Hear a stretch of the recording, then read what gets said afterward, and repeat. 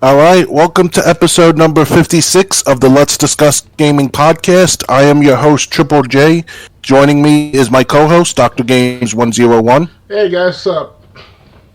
And we do what we do every 2 weeks. We join together to talk about the latest news in gaming and give our opinions on that news. Oh yeah. So you ready to start? Indeed. Okay.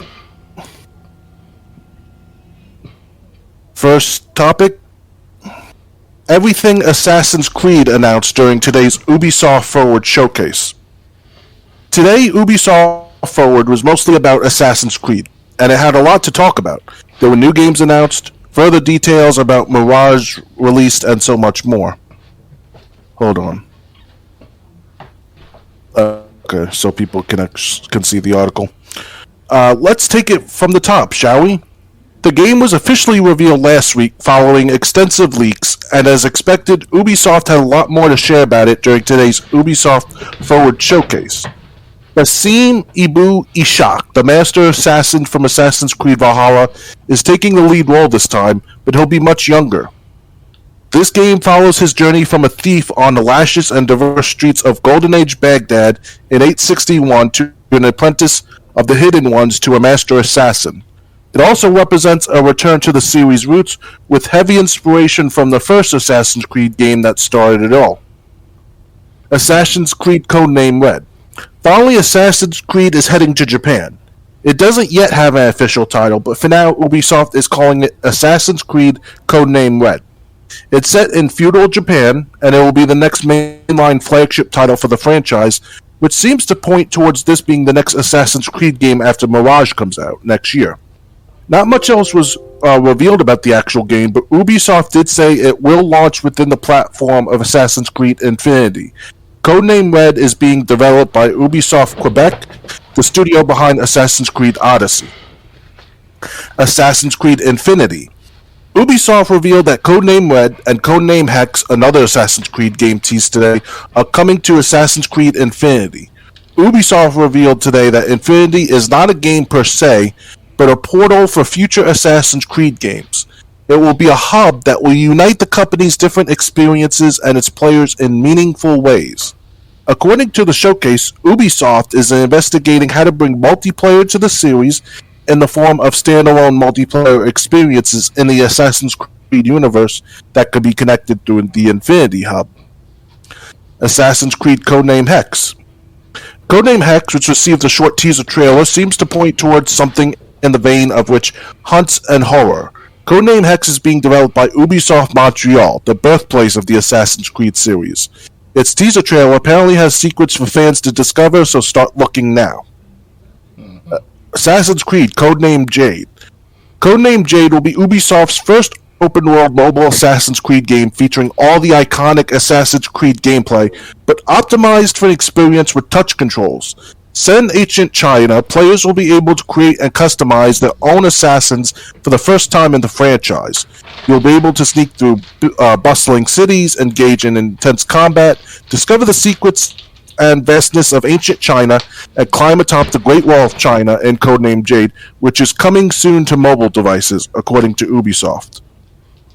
Assassin's Creed Valhalla: The Last Chapter. Ubisoft is preparing to say goodbye to the adventures of Eivor in Assassin's Creed Valhalla, and it's doing so with one last quest arc called The Last Chapter. Ubisoft says it ties up some of the remaining storylines established throughout the game's narrative, and it will reunite Eivor with key characters, including some with historical significance. Ubisoft did not reveal when The Last Chapter would be coming to Valhalla. Assassin's Creed 15th Anniversary Documentary. The company revealed that it will be releasing a documentary that gives viewers a behind-the-scenes look at the last 15 years of Assassin's Creed. Assassin's Creed Netflix series. Unfortunately, Ubisoft didn't have anything to show in regards to this announcement, but it did say it's still happening and will be an epic genre-bending live-action adaptation of the video game series. The company also has a new mobile game in development for Netflix's gaming platform. Everything else. In a fury of quick announcements related to the series' 15th anniversary, Ubisoft revealed that a concert called Assassin's Creed Symphonic Adventure is on the way. So is an Amunet figurine, a podcast called Assassin's Creed Echoes of History, a new novel called The Magnus Conspiracy, and some Assassin's Creed 4 Black Flag webtoons. And that's everything Assassin's Creed, the company revealed during today's Ubisoft Forward September 2022 showcase. Is there any game from these announcements that you're looking forward to? Well, I will admit I'm not a huge Assassin's Creed fan per se. I do own about a few, if not, at least 3 Assassin's Creed games under my account. And what I like the most is either Black Flag, and I wanted to also play too, is Assassin's Creed 3. So I don't have much to say about it in the matter, but I did see presentations of it. I saw trailers of most of these games, especially of the smaller type of game titles like China, Russia, and India. Each of them like pretty much their own game of itself. As I get 2.5D type of gameplay. So I played the China version. It was pretty good too. So yeah, I think I would like to see Black Flag to be part of this experience, as you mentioned. And I can't wait to see about the Assassin's Creed that's taking place in Baghdad around 1860 or 860, excuse me, you said. So that's 861. 861 or 1861? 8. Oh, 8. Okay. All right then. Yeah. Okay. I'm really interested in the one going to Japan because when I don't know about you, so you can correct me if you think I'm wrong, but when I think of Assassin's Creed, I think of the games taking place in Europe mostly. Right. Or the Atlantic, like Black Flag was mostly on the water. But I've never. But I would love to see had Japan, and I'd love to see what would be so different about Assassin's Creed in Japan that it would than it's like from America or European countries. Mm-hmm. So that's the one I'm looking most forward to, just to see what would be so different. Right. Anything else, or ready to move on? I'm ready to move on. Okay. Next, everything announced. Hold on, let me get to the top of the article. Everything announced during the September 2022 Nintendo Direct. Today's September 2022 Nintendo Direct was quite the doozy, jam-packed with highly anticipated announcements, surprising reveals, returns to franchises we haven't seen in years, and so much more. If you weren't able to catch the 45-minute Direct today, no worries, we have you covered. Just as a note, the following are not in the order they were revealed. The Legend of Zelda: Tears of the Kingdom. That's right, finally, after years of waiting, The Legend of Zelda Breath of the Wild sequel has a title, and it's The Legend of Zelda: Tears of the Kingdom. Not only did we get this new title, but we got a new trailer featuring gameplay as well as a May 2023 release date. Fire Emblem Engage. Nintendo revealed a brand new Fire Emblem game called Fire Emblem Engage, and it brings back fan-favorite characters Moth and Celica. We get a look at the game's new protagonist, the Divine Edition of the game, and much more. It hits Switch on January 20th, 2023. Pikmin 4. After a long time of rumors and speculation, Pikmin 4 is real, and it hits Switch next year. Nintendo announced this long-awaited sequel in a short and sweet teaser trailer that's oddly void of any Pikmin. GoldenEye 007 is back alongside other classic Nintendo 64 games. Nintendo announced the GoldenEye 007 is coming to Nintendo Switch Online via the expansion pack membership subscription. No gameplay footage was shown, but the game will feature online play according to Nintendo. GoldenEye is also making its way to Xbox via Xbox Game Pass with achievements, 4K resolution, and a smoother frame rate. Nintendo also revealed the following games will soon come to Nintendo Switch Online expansion pack as well. Those are Pilot Wing 64, the first 3 Mario parties, the 2 Pokemon Stadium games, 1080 snowboarding, and a Sight Bike 64. Octopath Traveler 2. Nintendo has announced Octopath Traveler 2, a sequel to 2018's Octopath Traveler. While it is a sequel, it will feature an all-new cast of characters that traverse the land of Solistia during a new era and period of time. Nintendo Switch Sports Golf arrives this holiday season. Nintendo promised two major free updates for Nintendo Switch Sports in the lead-up to the game's launch earlier this year. The first update, released this summer, added the ability to use the leg strap accessory for full soccer matches. The second update was set to bring golf to the game this fall. However, during today's Direct, Nintendo revealed that this update has been delayed and golf will now come to Nintendo Switch Sports this holiday season. An exact release date was not revealed. The At Rhythm Final Bar Line. The beloved Final Fantasy The At Rhythm series is back with a brand new entry called The At Rhythm Final Bar Line. It is the first console entry in the series, and it will include modernized visuals for the backgrounds and nearly 400 songs in the base game. It will also include paid DLC after launch that will include songs from Saga, Nier, Octopath Traveler, and the Live a Live series for the total of an additional 90 songs. There will be a season pass that will add 27 extra songs to the game. Mario Kart 8 Deluxe's third wave of DLC detailed. While we all wait for the third wave of DLC to hit in Mario Kart 8 Deluxe, Nintendo served us an appetizer during today's Direct. That's because Nintendo revealed that Merrymount, a track from 2020's Mario Kart Tour, will hit the game as part of Wave 3 alongside Peach Gardens, a 2005 track from Mario Kart DS. Resident Evil Village, Resident Evil 7 Biohazard, and Resident Evil 2 and 3 Remake Cloud versions. Capcom is bringing a great selection of its Resident Evil series to Switch. Cloud versions of Resident Evil Village, Resident Evil 7 Biohazard, Resident Evil 2 Remake, and Resident Evil 3 Remake will be available on the eShop before the end of the year. Village will be available on the 28th. Kirby's Return to Dreamland. Nintendo announced that it was bringing an enhanced port of the 2011 Wii game, Kirby's Return to Dreamland, during today's Direct, and it looks great. Up to 4 people can play cooperatively using Joy-Cons on the same system, and multiplayer is now available in the expanded minigame collection. It hits Switch on February 24, 2023. Fae Farm. Dauntless developer Phoenix Labs announced Fae Farm during today's Nintendo Direct, and it's a pretty big shift in gameplay for the studio. Gone are the monster hunts. Instead, we'll be farming. You can watch the Fae Farm debut trailer and read more on Game Informer. It Takes Two is coming to Switch. It Takes Two will hit Switch this November. It can only be played cooperatively, and on Switch you can play it on a single console via split screen, or on 2 Switches via local wireless or online for the free Friends Pass. First post-launch via Splatoon 3 Splatfest details. Nintendo revealed that the first post-launch Splatfest for Splatoon 3 will begin later this month. More specifically, it will begin September 23rd and end September 25th. So it began yesterday, ends tomorrow at the time of this recording. Mm-hmm.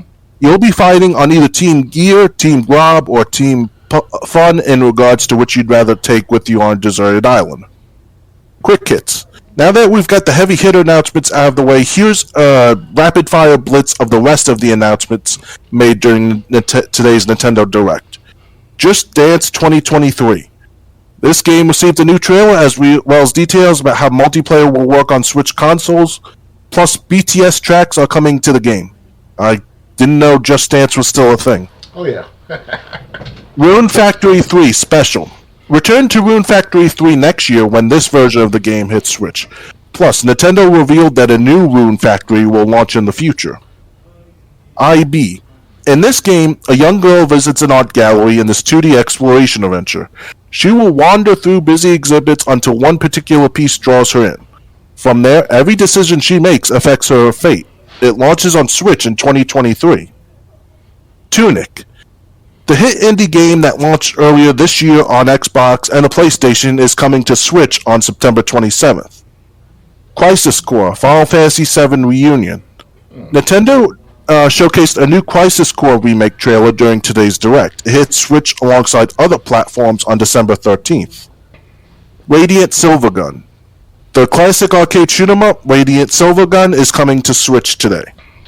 Bayonetta 3. As Bayonetta 3's October launch 28 years closer, Nintendo has begun to ramp up its marketing for the game, including a new trailer released during today's Direct.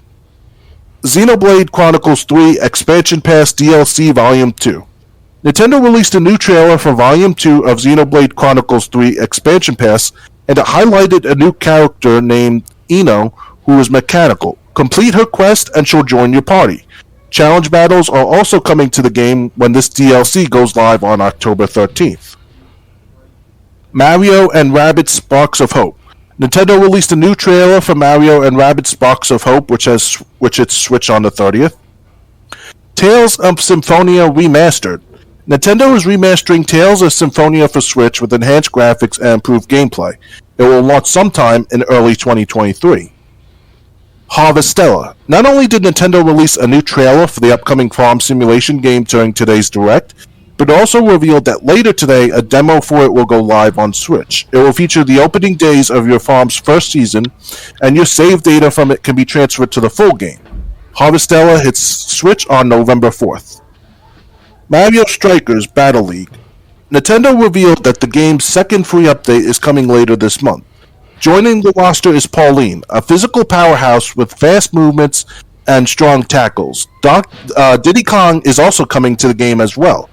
He's a midfield speedster with dazzling techniques and high pass accuracy. Plus more gear, another stadium, striker ranking based on skill points, customization options for supporters and audience, and splash match celebration effect options are being added as well. Atella Ryza 3, Alchemist of the End and the Secret Key. Ryza and her friends set sail to investigate the strange islands that have appeared worldwide. Freely explore this world when it hits Switch on February 24th, 2023. Story of Seasons, A Wonderful Life. Relive this game that's nearly 20 years old in Story of Season A Wonderful Life, a new remaster that features plenty of updates, modern visuals, and more. It hits Switch in the summer of 2023. Master Detective, Archives, Raincode. In this dark fantasy mystery from the creators of Danganronpa, you'll take on unsolved cases as Yuma, a trainee at the detective agency. It hits Switch first in the spring of 2023. Various Day Life. This game combines adventure RPG mechanics with simulation gameplay, and it will feature more than 100 types of daily tasks to build characters and deepen your relationship with locals and more. It hits Switch today. Wow, there's a lot more games. Oh, okay. Sifu, the popular kung fu action brawler released earlier this year, elsewhere will come to Switch on November 8th. Fatal Frame, Mask of the Lunar Eclipse. After mysteriously vanishing as a child, the new teenage Rook Mizaki visits an abandoned hospital in search of her lost memories in classic Fatal Frame style. This game launches in the West for the first time on Switch in early 2023. I'm sorry? Sorry about that. Fitness Boxing, Fist of the North Star. Box with familiar fighting faces like Kenshiro in this fitness game that hits Switch in March of 2023. SpongeBob SquarePants, The Cosmic Shake. Return to Bikini Bottom in this game where SpongeBob and Patrick have accidentally unraveled the universe with a simple wish. It hits Switch next year. Oddballers. Throw whatever you can at your opponents in this unique multiplayer game that hits Switch early next year. Factorio. After a malfunction causes you to crash land on a strange planet, you must build everything from scratch. It hits Switch on October 28th. Endless Dungeon. Recruit a team of shipwrecked heroes and make your way out of a derelict space station in this RPG that hits Switch next year. Front Mission and Remake. Front Mission 2 Remake. Front Mission First Remake, Front Mission 2 Remake. Nintendo showcased these two upcoming remakes in a new trailer that aired during today's Direct. The first hits Switch this November, and the second hits Switch sometime next year. The company also revealed that a remake of Front Mission 3 is also in the works. And that's everything announced during today's Nintendo Direct. What from Nintendo Direct interested you the most? Well, I think the Resident Evil franchise, the Resident Evil 7, Resident Evil Village, as well as Resident Evil 2 and 3, those are great additions to have on Nintendo. So those I want to cover their tracks with the Resident Evil franchise to catch up on things. I'm sure it comes with a good discount too. The cloud games, it's on cloud gaming, obviously. And also Octopath Travel. I think I have a copy of that on my Xbox One But the problem is I never got a chance to play it yet after all these months. So I think it's already over on the Games with Gold for the time being, but it should be on Game Pass as well. I'll look into it later and see if I can play it myself. There's also Pikmin 4, which I'm sure the last time we played Pikmin was back, at least 15 years ago. So yes, sorry about that, but someone picked it up shortly. So, yeah, I think it's interesting to see these games come about. Delivery. Sorry about that. Go ahead. All right, so were you done, or? Yeah, for now. Okay. Yeah, what I'm most interested in, even though we don't have a Switch, I'm definitely like Resident Evil coming to remake coming to the cloud. Village, Resident Evil 7, Resident Evil 2 and 3 remakes. I'm also the one thing I'm most interested in, if I just had to pick one, is the Nintendo 64 games coming to the Switch Online expansion service. You get the first 3 Mario parties, you get the 2 Pokemon Stadium games, you get GoldenEye, you got 1080 Snowboarding, and Excitebike 64. Mm-hmm. So obviously, Nintendo Switch Online service is not dying. I know some people were probably thinking, especially at the end of last year, that it was, because you got like one game in November and December. But it shows that Nintendo has other plans for Nintendo Switch Online service. It's not going anywhere. Mm-hmm. So it looks like Yeah. It looks like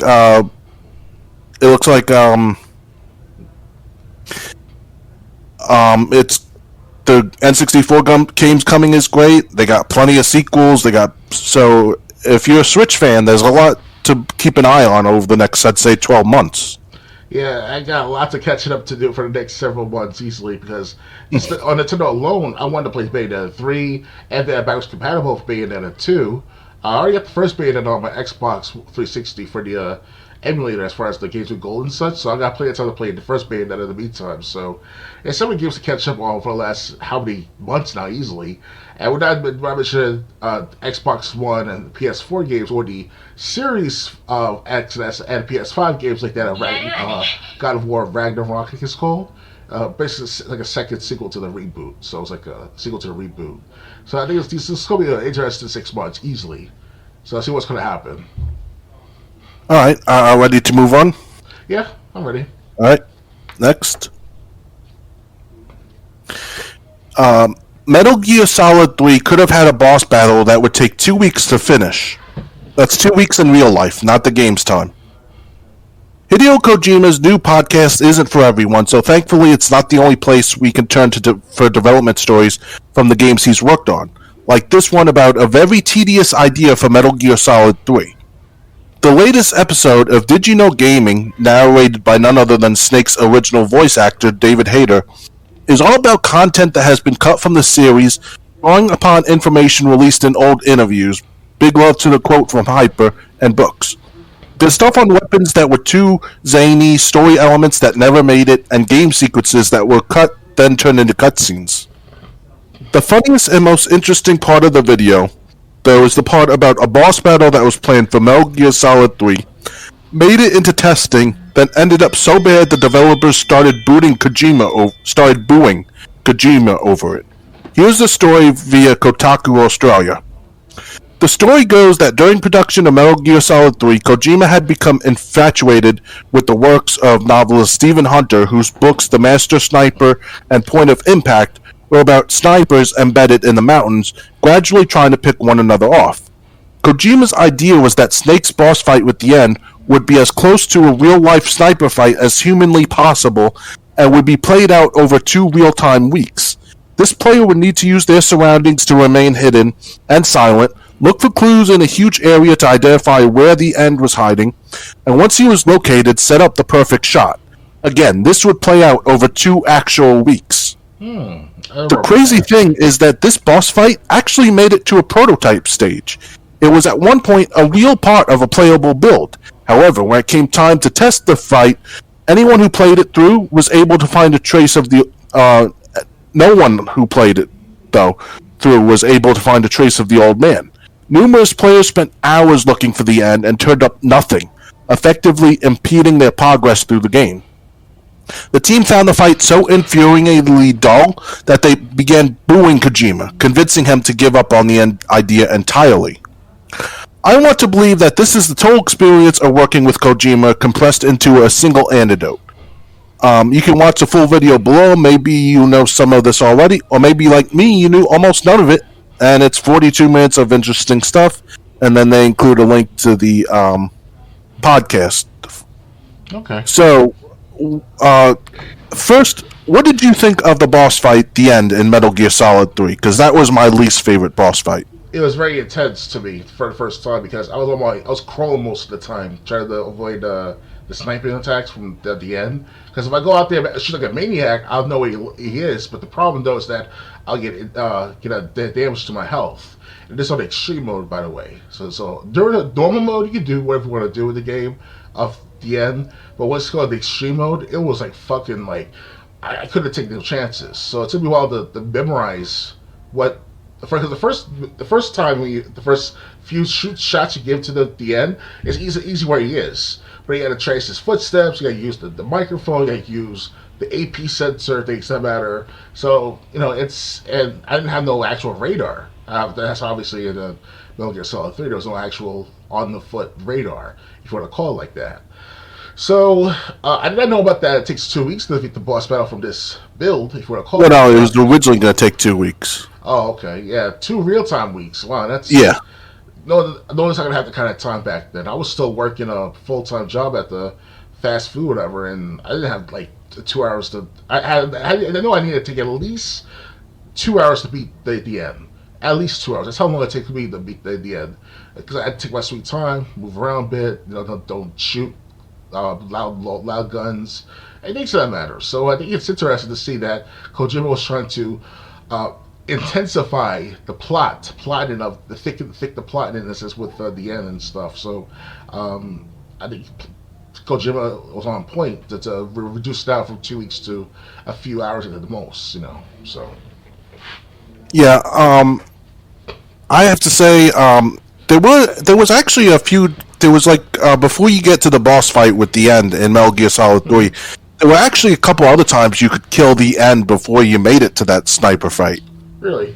Like when the end was brought out in his wheelchair, two other bosses were talking. One of them, is he still alive? And the other boss was like, the end saves what he has left for battle when he was brought out in his wheelchair. Mm-hmm. If you remember that cutscene. Yep. But I have to be honest, I've only beaten the end once, and I did it by cheating. How you cheat? Save you when you get to the boss fight with the end, the actual sniper fight. Save your game, go to the settings in your PlayStation 2, advance the year setting a couple years ahead. Yes. Then when you reload your game, you'll find out the end died from old age. Ah, okay. I heard that. I read that in a cheat website before. GCC. It works. I've done it. Okay. I don't mess up my time, but it's. I didn't have I had a cell phone somewhere, but at the time, but I messed up my system's time, But okay, but for what year to what year though? I just advanced it a couple of years ahead. For present time, our time to 2 years from now. If you have your PS2 date setting set, you obviously have it set to whatever time it is now. Okay. Just go into the date setting and put the year a couple years ahead, and then when you reload your game, Snake will find the end, he'll sneak up on him, and the end will just collapse. And then you get this whole thing about how the end kicked the bucket in the middle of a fight. So it exploded after that too, I'm assuming. I finally get the piece at last. And then you see his teeth pop out of nowhere and then he blows up. This was after he killed him in the head with the sniper rifle, so. Yeah, so that's the only way I've ever beaten the end. That was honestly the first 3 Metal Gear Solid games. That was my least favorite boss fight. Yeah, it's a bitch. Now, maybe with the sorrow, um, maybe the sorrow is also next to that. Yeah, I didn't know about that one part you had to use your teeth in order to get out of that predicament. You have to use like the death pill and then the antidote right afterwards. Mm-hmm. Um, yeah, but yeah, Metal Gear Solid 1 and 2, I love all the boss fights, but 3, I really hated some, and I would have hated this one even more. And now, thanks to one of my networking friends, he donated a PS3 to me. I'm thinking about doing some Metal Gear Solid 4 gameplay too myself. So be on the lookout for that, guys, sometime in the future. So, yep. Ready to move on? Oh, yeah. Alright. Next. GoldenEye 007 coming to Xbox with dual analog stick support. As one of the most influential and beloved shooters of all time, GoldenEye 007 is a special game for many who played it in the late 1990s. However, it's been a long time since the game has been playable on modern consoles. That changes soon as the revolutionary first-person shooter received a duo of announcements today. First, we learned about a Nintendo Switch version as part of the Nintendo Switch Online expansion pack.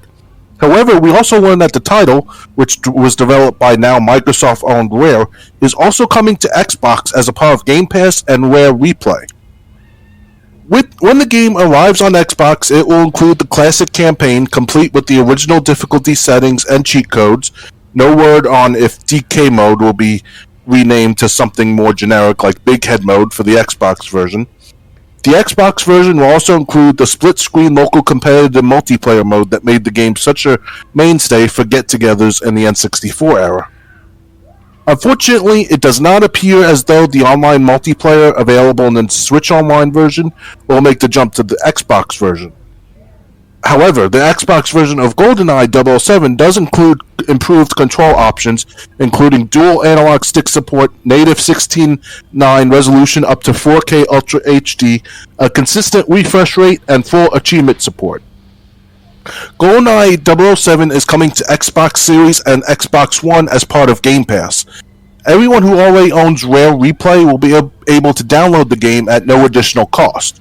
We don't know exactly when GoldenEye 007 arrives on Xbox, but according to Rare, the game will land simultaneously on Xbox Series, Xbox One, and Nintendo Switch Online. So, what do you think of... I don't know why they're not including... They said they're not including online multiplayer. Why would they... It does not appear as though the online multiplayer will be in the Xbox version. Why would you leave that out? I don't know, man. It's just it wasn't gonna have split screen co-op. I couldn't say that. Like split screen multiplayer, that'd be fine. But yeah, but that's the only way it's gonna have multiplayer in the Xbox version, and it's not like they can't do it because they did it with Perfect Dark. No, because the Switch version, which is I think less powerful than the Xbox One, they're going to have online multiplayer, so it's like, how could you not add it to the Xbox Series and Xbox One? Yeah, just like the Perfect Dark video game, because that came to the Xbox 360, and you're able to play along with others to this day. If you can find friends who still played the Perfect Dark, that is. So they should have done something like that with GoldenEye.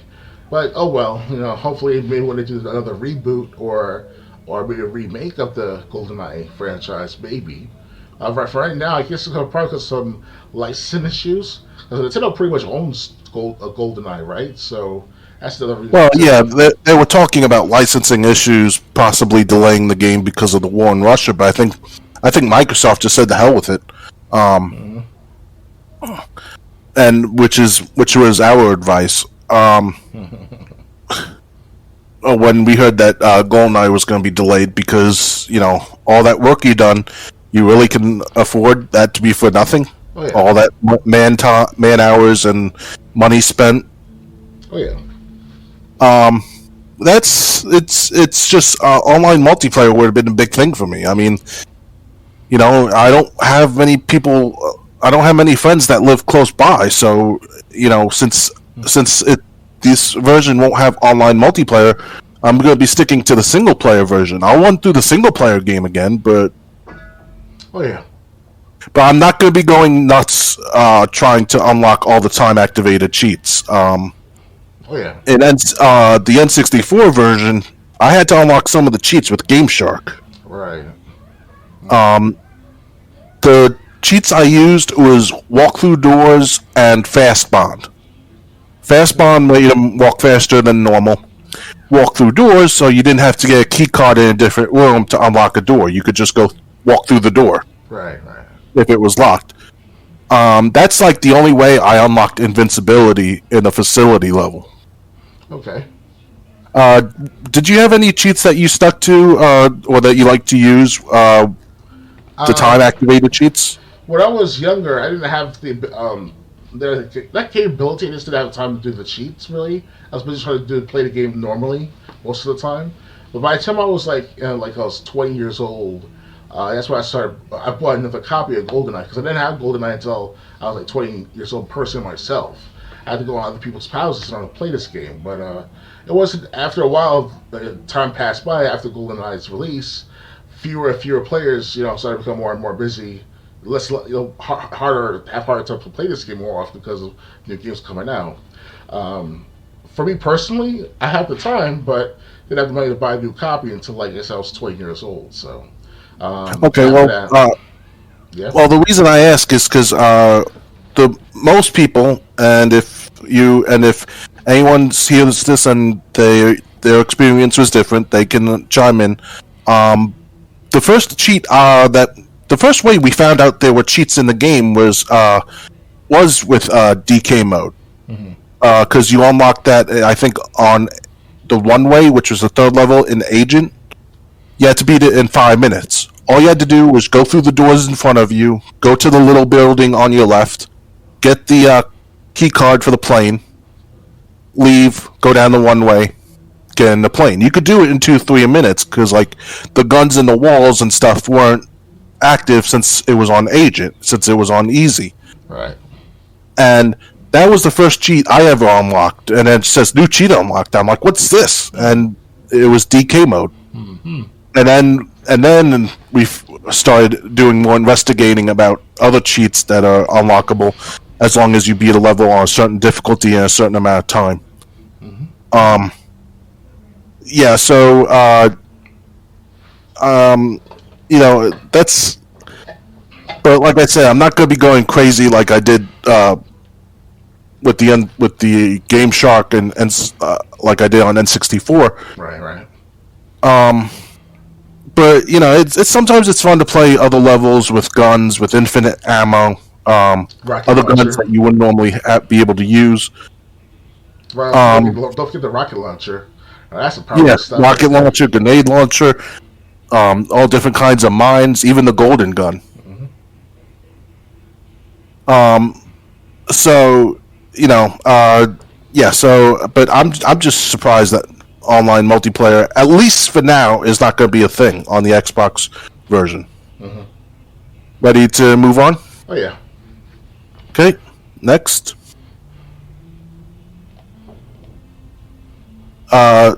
Microsoft. Well, this is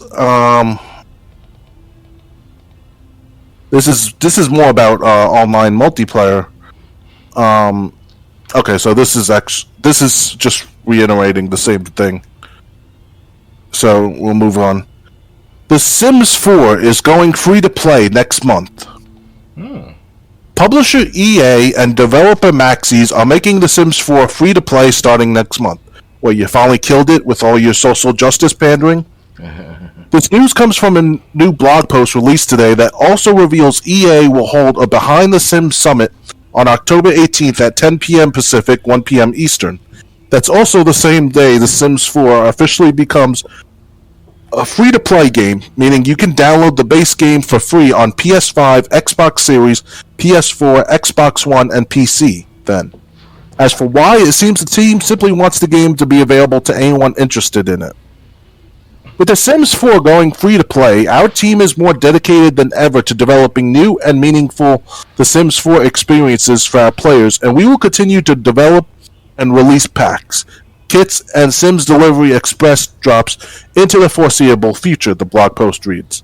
The post says the team will share more about this transition during its Behind the Sims Summit on October 18th, so be sure to tune into that if you're interested. EA Play and EA Play Pro members will receive an upgraded experience when member-only bundles of The Sims 4 go into the playlist on October 18th. The Sims 4 EA Play Edition includes the Sims 4 Get to Work expansion pack, while the EA Play Pro Edition includes both the Sims 4 Get to Work expansion and the Sims 4 Toddler Stuff pack. And last but not least, to our longtime Simmers, we want to say thank you. We wouldn't be where we are without your continued love and support to help make the Sims community what it is, the blog post continues. From September 14th through October 17th, all players who have purchased the Sims 4 base game will receive the Desert Lux kit as a gift. With the Desert Lux kit, Sims can relax in their modern oasis with luxurious indoor and outdoor furniture inspired by the natural landscape of the southwestern desert and materials like stone and wood. To redeem the Desert Lux kit, simply log into the game and it will be available in the main menu for you to claim. I know you're not a big fan of The Sims, but would this make you play it now that it's free to play? Well, it says tempting, yes, but I'll probably get bored of it within the next couple of hours after that, because it's not my thing to play Sims most of the time. And also, I like the fact that they have, like, what's it, about $700 worth of expansions and add-ons to add to the Sims game, so it's kind of like, thank you, but still, it's like I'm not going to play it too much. So, it's all right. I'm sure I played The Sims before, like I said, with the urban version of it, and it was all right, but it's not my cup of tea. So, yeah. As for me, I've played the Sims 4 base game. I had fun, like the hour or so I spent with it. I just don't like their social justice pandering that they've done in some updates. Even going as far as to say some of the social justice pandering you can't even turn off. So I'm still gonna play it. I still never have gotten to it. It's still something I plan to get to. Mm-hmm. But yeah, it's the Sims 4. Hey, if you want to get the Desert Lux kit, just buy the base game, even though it's going to be free to play, and then you can get the Desert Lux kit for free. I'm not going on my way to do that. I might buy a kit here or there. But it's kind of weird that they've been so focus heavy on this social justice pandering, with adding pronouns into the game and all that other crap, and now it's free to play. Especially LGBT stuff. Yeah, so and keep in mind this is a game rated E for everyone, so you're expecting people as young as 6 years old to play it. That's why I don't understand why that stuff has to be in the game. Make a you can go into more risque. You can go into create a more risque simulation game just for adults if you want to put that stuff in there. Like the Playboy Mansion game. Yeah. Yeah, something like that. Something like adults only or M for mature. Not games that are rated E for everyone starting at 6 years old. So yeah, they're trying to do their best to indoctrinate the kids into the LGBT stuff, which I can understand. It's different times. There's more active, people out there, but they're kids. Let the kids be and leave the adults to their Sims games. All right, so yeah. Even some people in the LGBTQ community are speaking out against this. Against shoving it down everyone's throats, including kids. Oh, yeah. So it's not just our opinion. Ready to move on? Oh yeah, yes, I'm ready. All right. Next, Kirby's Return to Dreamland remake is coming to the Switch. To celebrate Kirby's 30th anniversary, Nintendo announced that a remake of Kirby's Return to Dreamland is on the way. It's supposed to hit Switch February 24th, 2023. In addition to all the game's fan-favorite copy abilities returning, the Deluxe Edition will feature a new copy ability, Mecha. This allows Kirby to take on a mechanized appearance and attain all the skills that come with that. The remake will also allow up to 4 players to play both the main game and all the various sub-games locally. Included in these sub-games are a few new titles, like Maglora's Tome Trackers, as well as popular ones from the original game, including Samurai Kirby. Kirby's Return to Dreamland is available to pre-order through the Switch eShop for $60, so full price. Did you play? Did you ever play any Kirby games? First off, I played the Game Boy version of it for the first Game Boy game of Kirby. That's where it came out. After that, I stopped following Kirby as far as like buying new games. I do like to get a copy of at least the first Kirby game for that Game Boy, but heard that copy cost like $75, either used or somewhat in good condition. So, other than that, I never played any Kirby since then. But I did keep track and see the Kirby games start to flourish and change different dynamics of gameplay and stuff, especially the one that came out earlier this year called Kirby and the Forgotten Land, and you get transformed to a car and transform it to a paintbrush or something of that sort. It's pretty interesting, cool ways Kirby is transformed, and they made it very creative in that game. So I'll definitely want to get my copy of the new game coming out next year, as well as for this year too. So okay. Yeah, I liked Kirby's Return to Dreamland. I played it on the Wii when it first came out, and that's actually what got me interested in the Kirby series. So yeah, hold on, just let me get something out of my way. So, I don't have a Switch. But I would not be, even if I did, I don't think I'd be paying full price for Kirby's Return to Dreamland when you could just get the Wii game for, a few dollars, I think. Let me check price charting just to see how much the original game goes for. It's got to be 75 by now. It came out like at least a decade ago, so it's got to be old. The first one was 91. It's $35 loose, $40 complete. How about brand new?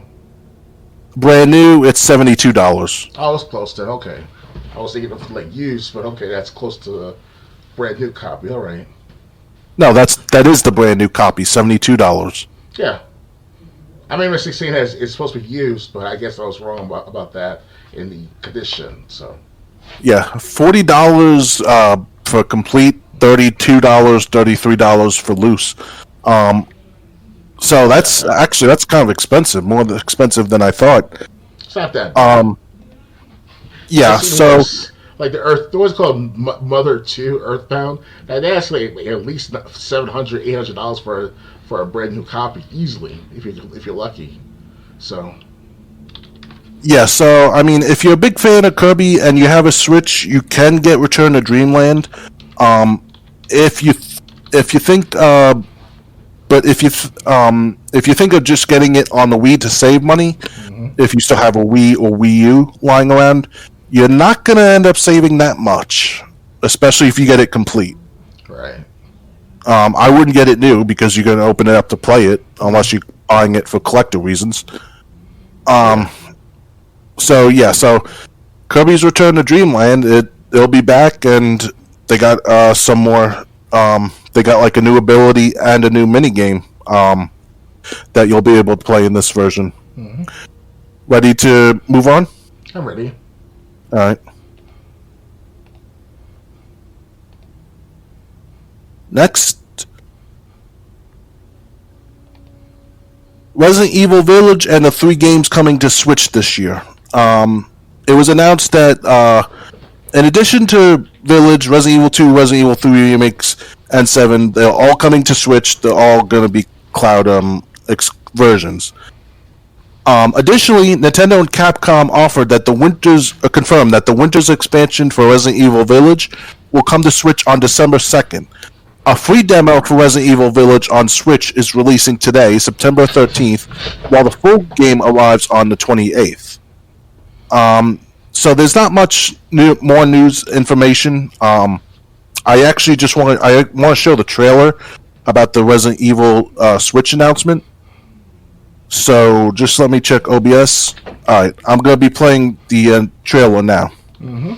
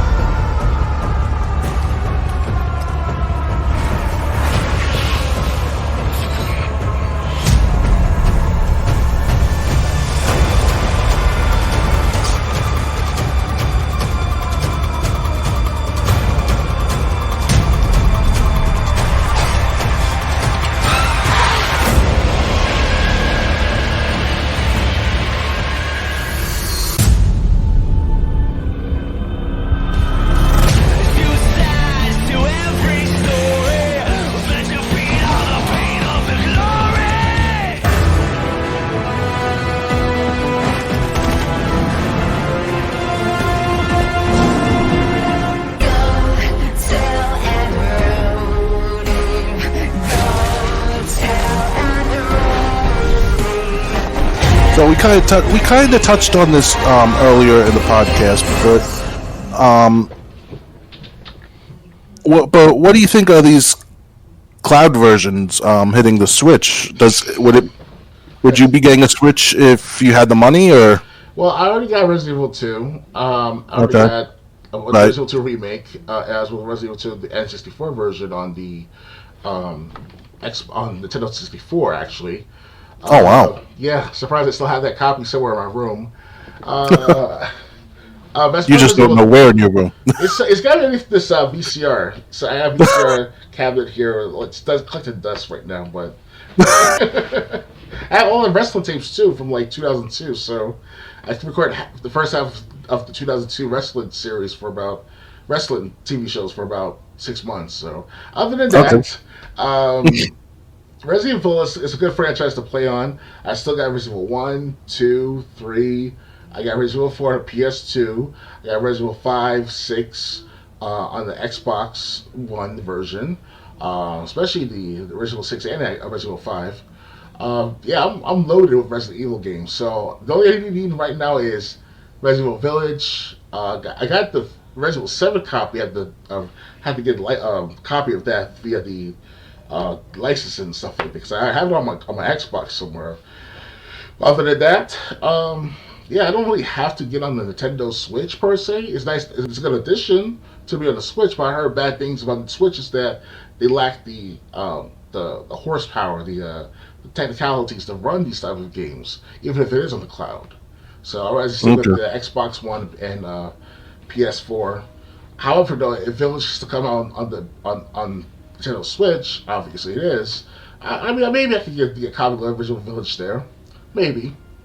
So okay, I'm not really interested in Resident Evil 2. I am a little more curious about Resident Evil 3. I know I beat Resident Evil 3 on PlayStation more times than I can count, but I'm kind of interested in what the new one would be like, how it'd be different, what would be the same, because I think like the beginning has a chase sequence with Jill being chased by Nemesis, if I'm not mistaken. Yep.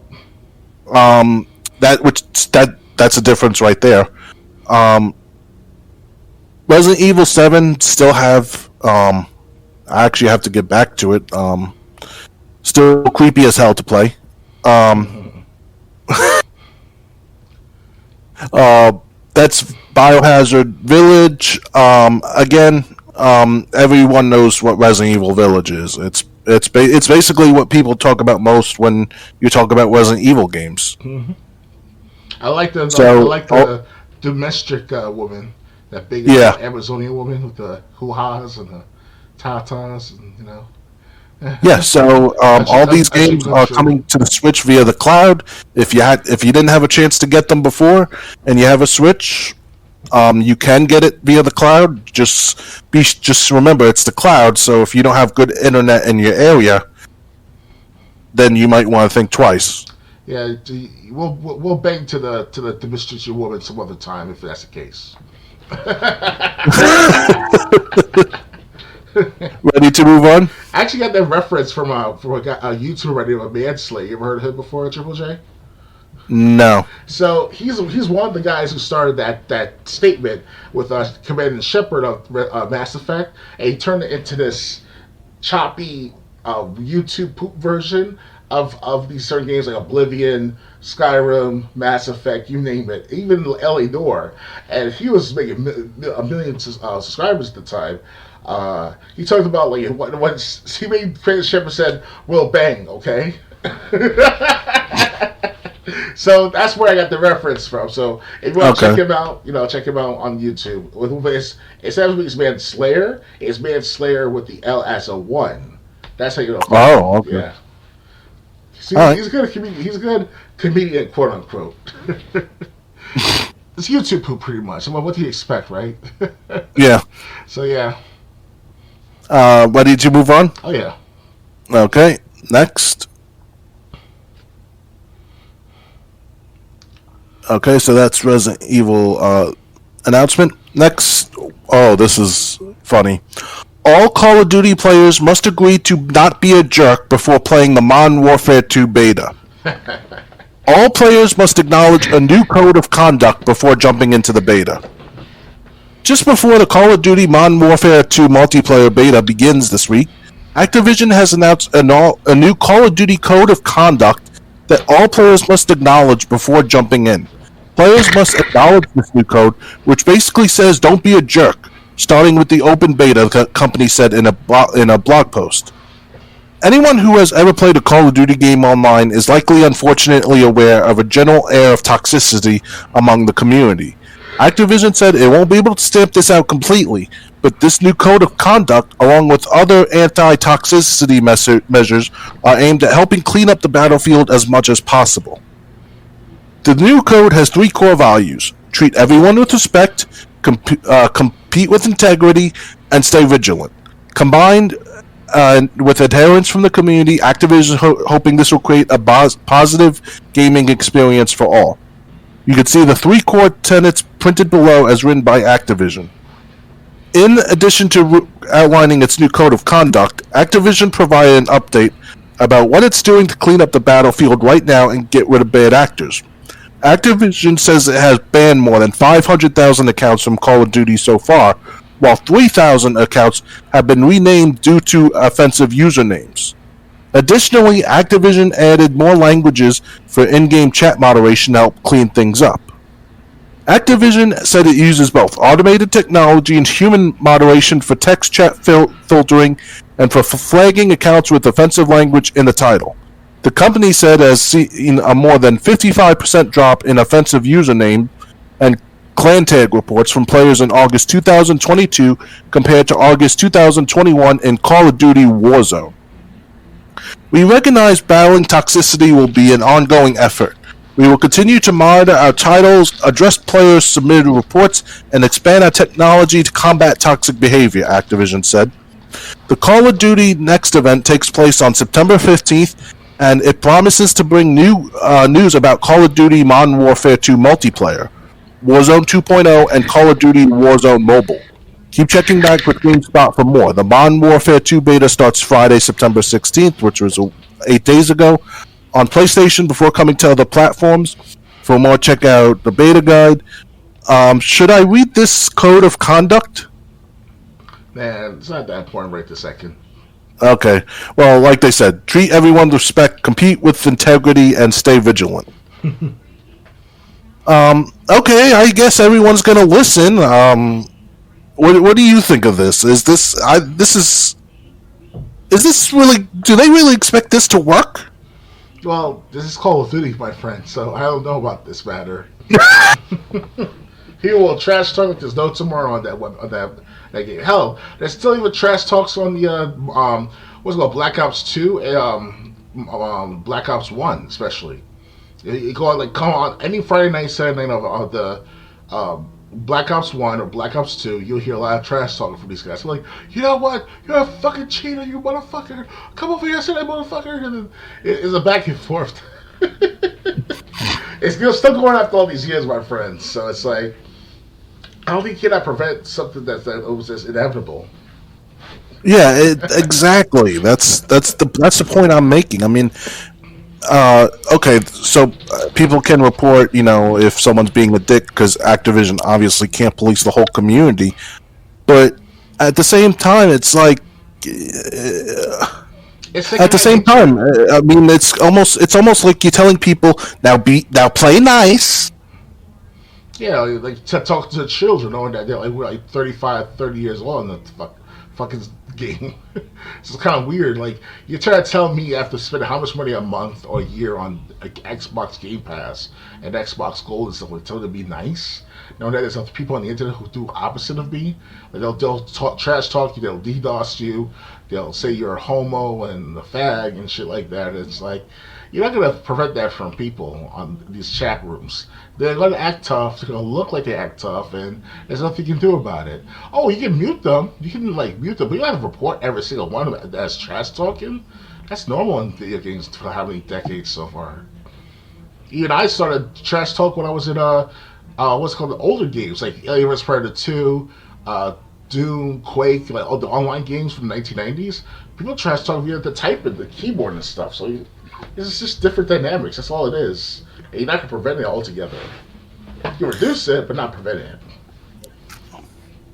I mean, don't get me wrong. I know the toxicity in the Call of Duty lobbies on the 360 days were really the worst example of toxicity, I guess you could say, in like any video game lobby. But the thing is, I mean, they're saying like you can't have offensive usernames, you can't say anything offensive. Well, the thing is, if you got a social justice warrior, everything is offensive. So, I mean, it just looks like maybe this has the best of intentions, but I just don't see this playing out like they think it's going to. Oh yeah. Excuse me. And they even said that we can't stamp it out completely, but we're going to stamp out as much as we can. So, yeah, I mean, trash talk is inevitable on Xbox Live, especially. So, maybe on PlayStation Network it's a little different. I doubt it. It's still the same scenario, but on Xbox One, Xbox 360, especially the days between like the 2000s to the early 2010s, I think that was the heyday of trash talking right there. Oh, sure, you report players back there. You can tattletale on to Microsoft who are also screw with your accounts and all, but in the end, people gotta do what they want to do on Xbox Live to some extent. So, yeah. So, I mean, they do have this code of conduct. I guess be aware of it so you don't get banned, or I mean, and they're even having people change their usernames if they deem the username offensive. So, yeah. Just be aware of this if you plan to play Call of Duty online. Yeah. Ready to move on? I'm ready. All right. Next, everything we saw at Ubisoft's big event, because while it had Assassin's Creed, we talked about Assassin's Creed in the beginning. We didn't talk about everything else coming. I think Ubisoft does have Assassin's Creed. That's one of their games, right? I believe so. Yes. Okay, well, I'm just looking through the article right now, and there's nothing about Assassin's Creed, but they have a lot more games that they're either up. Oh well, here's the Assassin's Creed section. Mm-hmm. So you know what? We talked about Assassin's Creed. When that comes up in the article, we'll just skip it. But Ubisoft has a lot more that they showcased that we're going to talk about. Oh yeah. Okay. Today, Ubisoft showed off a wide variety of upcoming and currently available titles from the French publisher. With Ubisoft Forward, there were some fun titles like Mario, Rabbids, and Just Dance, a bunch of stuff for the Division franchise, some hints at partnership with Netflix, and a lot of Assassin's Creed. We talked about Assassin's Creed before, so that we'll just skip when we get to it. Alright, Mario Rabbids Sparks of Hope. The colorful fusion of Mario and the Rabbids is set to hit the Nintendo Switch on October 20th of this year. Ubisoft kicked off its showcase by demoing some gameplay from Mario and Rabbids Sparks of Hope. The footage showed off a unique battle against a worm set on a speeding train in a lush environment. Mario and friends and the Rabbids can be selected based on what the best stats are for the situation, so there are some neat tactical decisions to make with fun characters. Alright, so Skull and Bones. It feels like we're waiting forever, and we have, but we're finally seeing some more gameplay of Skull and Bones. Ubisoft's upcoming pirate sim. It sure gives off major Assassin's Creed 4 Black Flag, which is far from a bad thing. Ship-to-ship battles, plundering and profiting from loot, and kitting out your pirate vessel. Ubisoft also shouted out their Insider program for the game if you're itching to get in on early versions of the game. The game will be crossplay, and thank God you can turn off PvP, so no friendly fire or dealing with annoying randos if you desire a more chill pirate trip. Riders Republic. The daring BMX, skateboarding, snowboarding, and more game. Riders Republic got to show off its Season 4 update, Freestyling. It's set to launch on September 14th, letting you jump over parked cars, pull off tricks in skate parks, and grind on rails instead of taking the stairs like a normal human being. You can jump in now for free on the game site. The BMX add-on will be available a bit earlier for those who own the first year's season pass. Tom Clancy's The Division 2. Building off the Division's last season update, which included a new player versus environment mode, PvE mode, and other progression options, the looter shooter set in post-apocalyptic America is expected to get 2 more updates this year. Excuse me. Season 10 is just around the corner with quality of life updates and new difficulty modes for the countdown mode, while Season 11 is expected to continue the main story with returning characters from earlier seasons. The studio is also working on Year 5 of The Division, so the game's not done yet. Tom Clancy's The Division Heartland. Right, let's not get into what's weird about reserving the term Heartland for Middle America, which is the location of the new free-to-play survival action shooter. Tom Clancy's The Division Heartland. Fans of the Tom Clancy series more broadly will recognize Red Storm Entertainment, the studio which worked on a number of classic Rainbow Six and Ghost Recon games over the years. This time the studio is expanding the world of The Division with a new environment, which we've talked about before, and events that connect directly into the clusterfuck of a situation the world finds itself in the series. You can register now to get into an early playtest. Tom Clancy's The Division Resurgence. If you think this is repetitive, wait till we get to the Assassin's Creed stuff that we covered earlier. Tom Clancy's The Division Resurgence is an upcoming mobile game set in, yep, you guessed it, the Division franchise. It promises a new plot, different factions, and a closed beta is coming this autumn, which you can test drive the PvP features with a return to the infamous Dark Zone for all your griefing needs. Sign-ups for the closed beta are now available. Tom Clancy's Rainbow Six Mobile. You thought we were done with shooters based on the works of a hyper-nationalist, right? Right-wing conservative author? Nope. Tom Clancy's Rainbow Six Mobile emerged from close alpha tests to show off gameplay that will look wildly familiar if you're like me and have played the shit out of Siege. 3 classic maps from the main game were shown off ahead of the upcoming closed beta, which launches on September 12th. You can pre-register on the Google Play Store if your phone of choice is on Team Green. I might actually check this one out. I won't, because I don't have a cell phone that I play games on. Mm-hmm. Netflix partnership. Netflix isn't just the home of transphobic has-been comedians. Wow, we know what Kotaku thinks. It will also host 3 exclusive upcoming titles from existing Ubisoft franchises on the streaming service. VP of Netflix's gaming initiative, Mike Verdu, revealed that Valiant Hearts 2 will arrive in January of next year, and another Mighty Quest, which will be expected the same year. New Assassin's Creed game and TV shows also expected, though details were super sparse on that one, aside from the game being ad-free with no in-app purchases. Mythic Quest Season 3. In a pre-recorded video, Rob McElhenney of It's Always Sunny in Philadelphia, the actor summed up what has been one of the more interesting Apple TV productions, Mythic Quest. In short, it's about how horrible the video game and tech industry is. Hilarious. A trailer for Season 3 poked fun at a number of common elements of tech and gaming, including bizarre design choices, errant philosophies that influence the design of workplaces, and yet the metaverse. So I guess they won't be making fun of The Sims. Ubisoft free trial.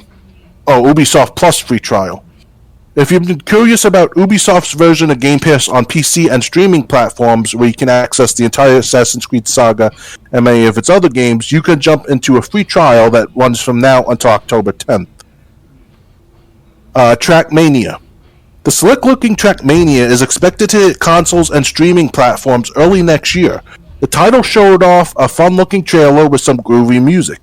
The racer will feature cross-platform play across PS4, PS5, Xbox One, Xbox Series, Stadia, and even Luna. I thought Stadia was dead. Agustin D. Vita, the game's producer, also revealed that the game will be free to play with no microtransactions, because, that's a feature studios feel pressured to show off. There will be 2 premium tiers, however, that you can buy into. The game will see a seasonal update every 3 months, which events that will put you against other racers online. You can also play solo if you want. Locksmith Plus. If you're looking to... Hold on, let me just check OBS. Okay, still got the green light.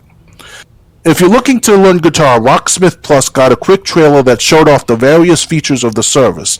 Live now, the game promises thousands of songs to learn with options to adjust the difficulty and learn at your own pace.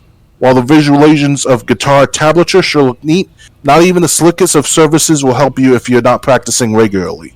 Like every day, probably until your fingers bleed. Trust me. Just Dance. Either I took some drugs, or I didn't realize, or Just Dance's new trailer looks wildly trippy. The Dance's GameSpot during the showcase focused on its new user interface, new characters, and a wide selection of hit dance-ready songs, and its online multiplayer dancer. Well, whatever the right term is, you can dance remotely together with private groups of 6 people at a time. So, Assassin's Creed, that we talked about. Did they just put all the Assassin's Creed stuff at the end? So far, it looks like it. Yeah. Yeah. Everything all right? Yeah, just, okay, so this article that covered everything Ubisoft had, they put all the Assassin's Creed stuff at the end. Okay. So, yeah, are you interested in anything that I brought up? These are coming out for what system again? I'm sorry. Well, some are for Switch, some are multi-platform. Oh, okay, because Just Dance, I would have mentioned this in the previous segment, but Just Dance has been out for how many? I think 20 decades. 2 to 20 years so far, last time I checked. 15 at least. And, it evolved over time, too, especially on the Wii and the Wii U and now the Switch. And, personally myself, I don't like to play that game all the time. But if I have friends over, like, a couple of girls, we're having a good time and all, and, it's Christmas, whatever, or the week before Christmas, whatever, right? Other than that, it's good for exercise. I tried it out. I was in the hospital, and to anyone who's worked for the hospitals, for the mental institutions, whatever you would call it, you want to calm down some people from like acting crazy in there. Just put some Just Dance in there, and people will just have a good time every so often. So that's my suggestion, my therapeutic way of gaming, if you want to call it like that. So I actually stayed in the hospital for about a year, and if it wasn't for this Just Dance games that we played in my last 3 months there, I would think I would have gone crazier than usual. So yeah, it's a good experience, these Just Dance games. Other than that, we know about Assassin's Creed. I'm not a big fan of it, but I still play it from time to time. And it's all right to play Assassin's Creed altogether, especially if the Black Flag is the most popular one that I heard of.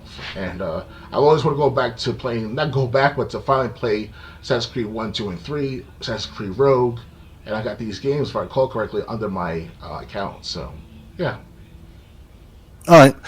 What do you think of Ubisoft Plus allowing a free trial? And do you have any... they also announced a new Tom Clancy's The Division game. A third Division game? Really? It's called Tom Clancy's The Division Heartland. Oh, where's that located? What's the setting? They didn't give a specific state. They said it's going to be like in Midwestern United States. Okay, well, so that would be Arkansas, Montana, the Dakotas, maybe. It's just like Yeah, Far Cry. Like Far Cry 5 is basically Montana, so. So yeah, something like that. Hopefully they'll give us the chance to get around, use cars in Tom Clancy's The Division.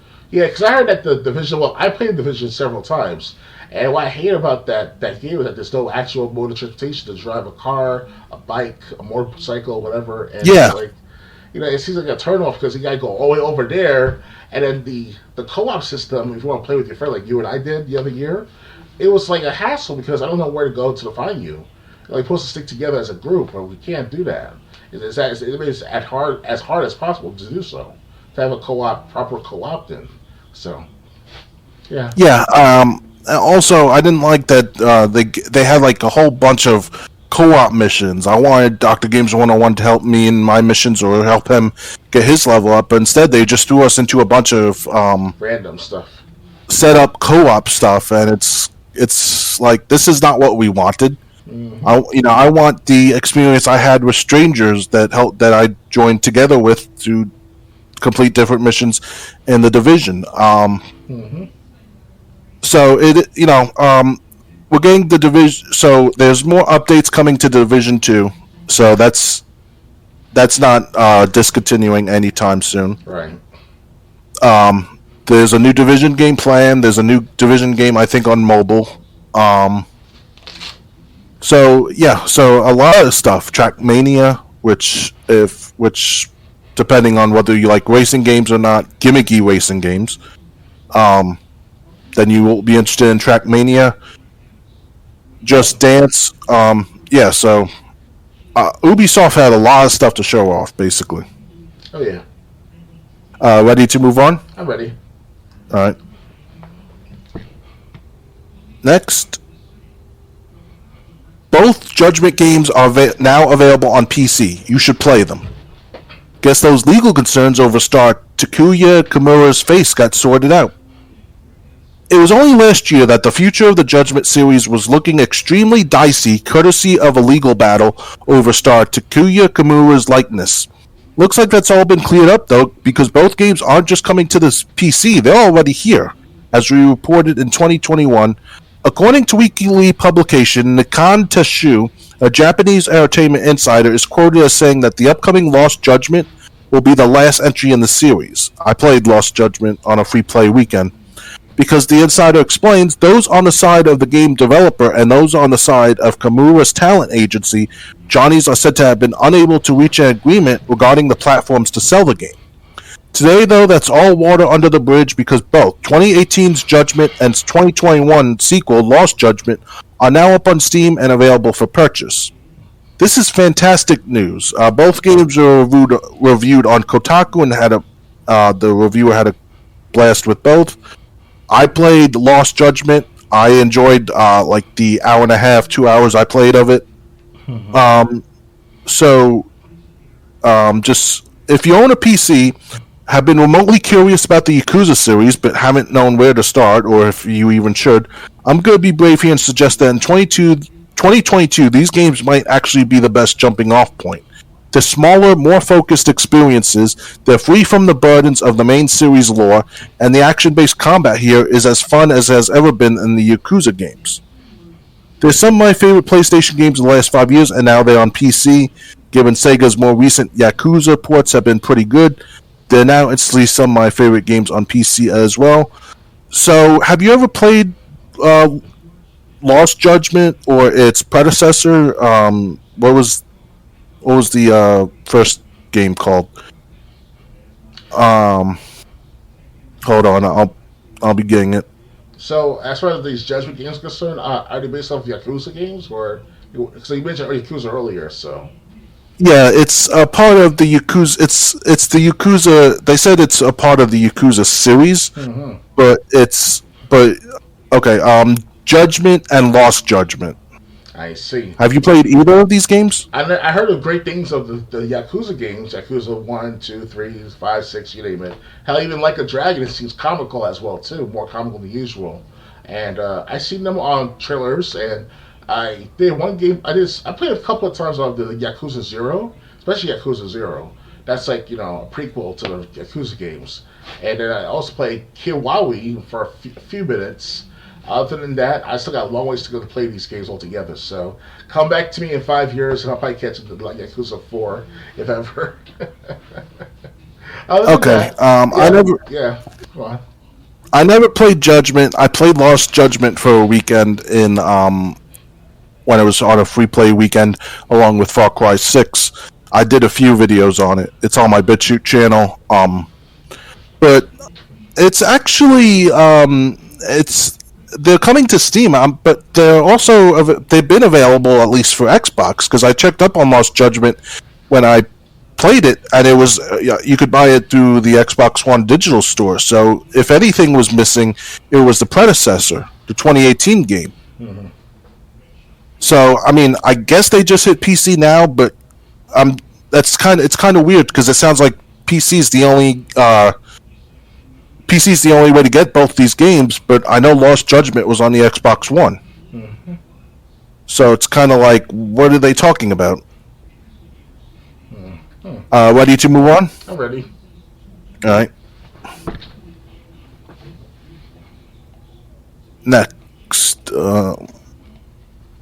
Saturnalia, an indie horror with an art style you have to see, captures October release date.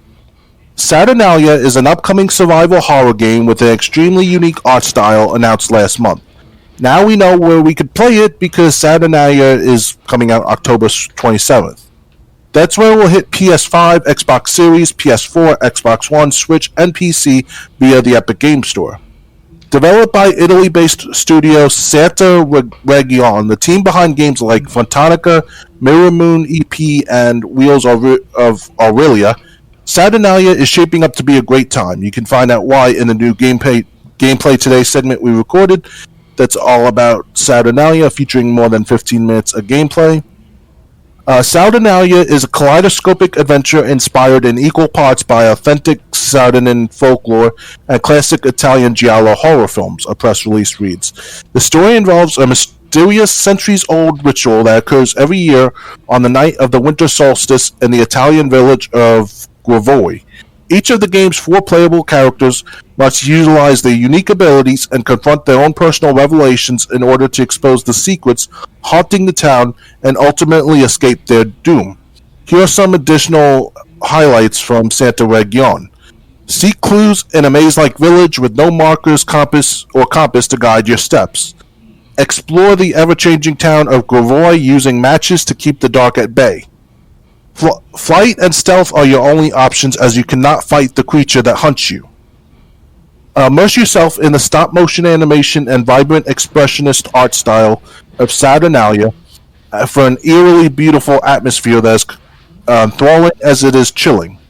Control your fate through non-linear progression and a dynamic, adaptive narrative with unique endgames dependent on player choices.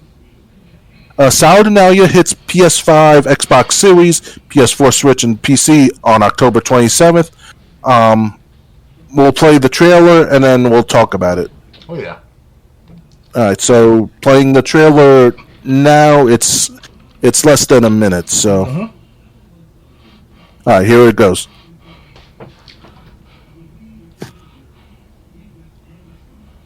Less than a minute. Mm-hmm. Alright, here it goes.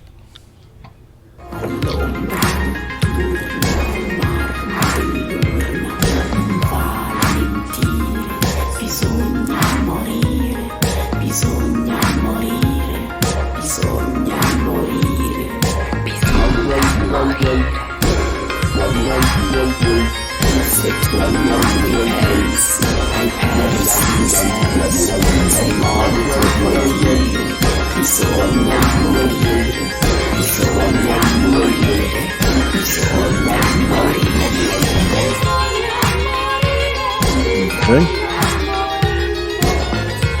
Go on, dance.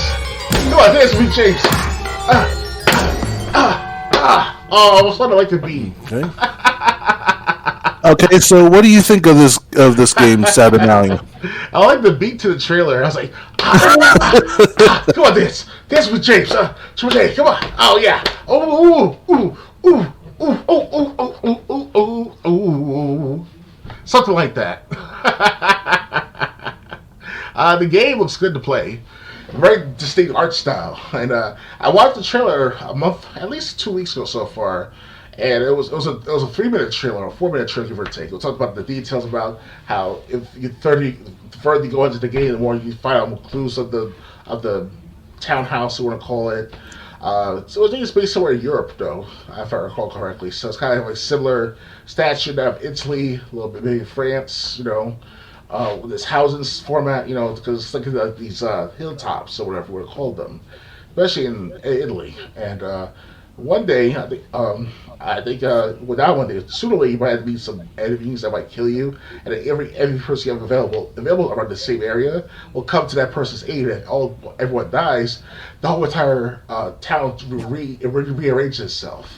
So that's what's interesting about this game. So I think I'll probably get my copy sometime this year as well. So.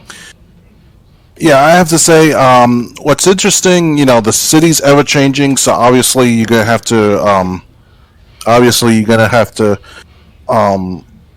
deal with that. You're gonna have to deal with whatever's hunting you. They said flight and stealth are your only options. You can't kill what's hunting you. Mm-hmm. So that's gonna be interesting. So, and you have to use matches to keep the darkness at bay. So almost look kind of like an Alan Wake mechanic, sounds like. And the art style looks the game more look like a dark anime. Oh yeah. Would you agree with that? Oh yeah. Yes. So it's coming out just a few days before Halloween. Just about a month away. And regardless whether you've been able to afford to upgrade to PS5 or Xbox Series, or if you're still on PS4 and Xbox One, the game will be out for whichever system you choose. So, oh yeah, if you're interested, it's just about a month away. Ready to move on? I'm ready. All right. Next, Street Fighter 6. Capcom reveals 4 more fighters, closed beta, world tour details, and more. Capcom has revealed that 4 more fighters joining the Street Fighter 6 roster alongside new details about the game World Tour, Battle Hub, and more. All of these Street Fighter 6 news came today during Tokyo Game Show, which officially began today. And if you're a fan of Capcom's long-running fighting game series, strap in because there's a lot. Joining the Street Fighter 6 roster of fighters is Ken Masters, the former U.S. National Fighting Champion and ex-VP of the Masters Foundation, Blanca, a kind-hearted defender of nature and adventure tour guide, Balsam, a monk and yoga master, and Edmund Honda, a global sumo wrestler phenomenon. Here's what Capcom Senior Manager of Social Media and Community Andy Wong had to say about each, according to a new PlayStation blog post. About Ken. We know the community has been waiting for this one. Yes, we've seen the memes. Ken Masters is a former U.S. National Fighting Champion and ex-VP of the Masters Foundation. Accusations of orchestrating a criminal plot have forced Ken to abandon his family and business and to go into hiding. As a legend in the Street Fighter series, Ken's core moveset remains similar to his previous iterations. Hadouken, Shoryuken, and Tatsumaki's Senpu Kaieku, check, and check. His Dragon Lash kick and sprint from Street Fighter V are also now special moves rather than V-skills. New to Ken is the Jirai kick, a forward-moving roundhouse kick that can be followed up with 3 different options to reflect Ken's quest to clear his name. Blanca. A kind-hearted defender of nature, Blanca has become an adventure tour guide, confident his intimate knowledge of the jungle will serve as a springboard to fame, and a comfortable life for his beloved mother. You can visit Blanca's tour in his ranger's hut stage by the river where village life is set on a lush green backdrop. Blanca wouldn't be the wholesome beast he is without his usual electric thunder and various rolling attacks, but his time trying to sell Blanca Chandals in Street Fighter V has altered his moveset due to the surplus of the adorable plushies. He can now use Blanca Chan Bomb to toss a doll to the ground. When Blanca touches it with an electrical special move, the cute little thing will run towards the opponent in a mad rage and explode. Dalsum. Dalsum is a monk and yoga master who has served as a guide for countless suffering souls. He prefers to avoid conflict when possible, but his innate hatred of evil compels him to dispense stern justice. The elephants return in the Dalsumer temple stage, where monks study yoga amongst the candles in a peaceful setting. Dalsum channels his familiar fire techniques from past games, but has also mastered alternate ways to release the flames to cover all angles. His yoga fire travels horizontally again. Yoga arc fires the ball of flame in a similar arc trajectory like in Street Fighter V, and Yoga Corner is fired at a downward angle when Dalsum is in the air. Yoga Flame is back as Dalsum blows a large ball of flames in front of him, while Yoga Blast blows at an upwards angle as a good anti-air counter. Additionally, Dalsum can still teleport and float his worries away. Last, Edmund Honda. A sumo wrestler looking to bring the sport to a worldwide audience. E. Honda has the skills of a Yokozuna, but his constant globetrotting has prevented his promotion to the rank. He's also an expert chef renowned for his mouth-watering Chenko stew. Much like the previous three World Warriors, E. Honda fans will feel right at home with his moveset.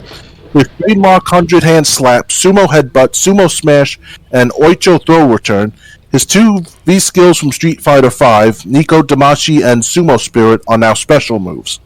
E. Honda's new move is Sumo Dash, where he moves forward with a traditional sumo shuffle and can be followed up with more pressure or a launcher.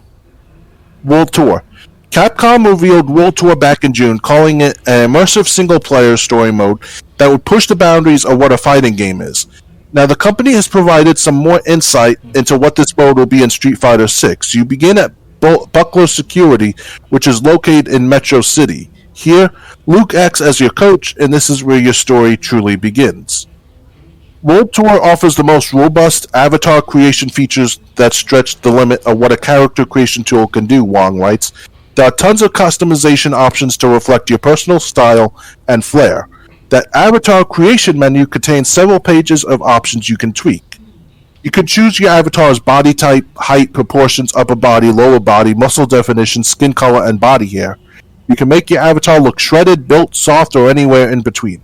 There are also customization options for hair, eye shape, iris, eyebrows, nose, mouth, ears, facial hair, cheek depth, and jaw length, ombre hair effects, and more. You can freely change your avatar's gear in Street Fighter VI by buying new gear at shops or earning it by progressing through the story mode.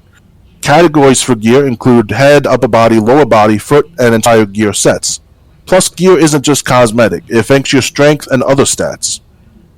Luke, call him Coach, will be your world tour guide as you begin your adventure in Metro City, Wong writes. As you progress through the story, you'll meet masters who will take you under the wing and teach you their style and attacks.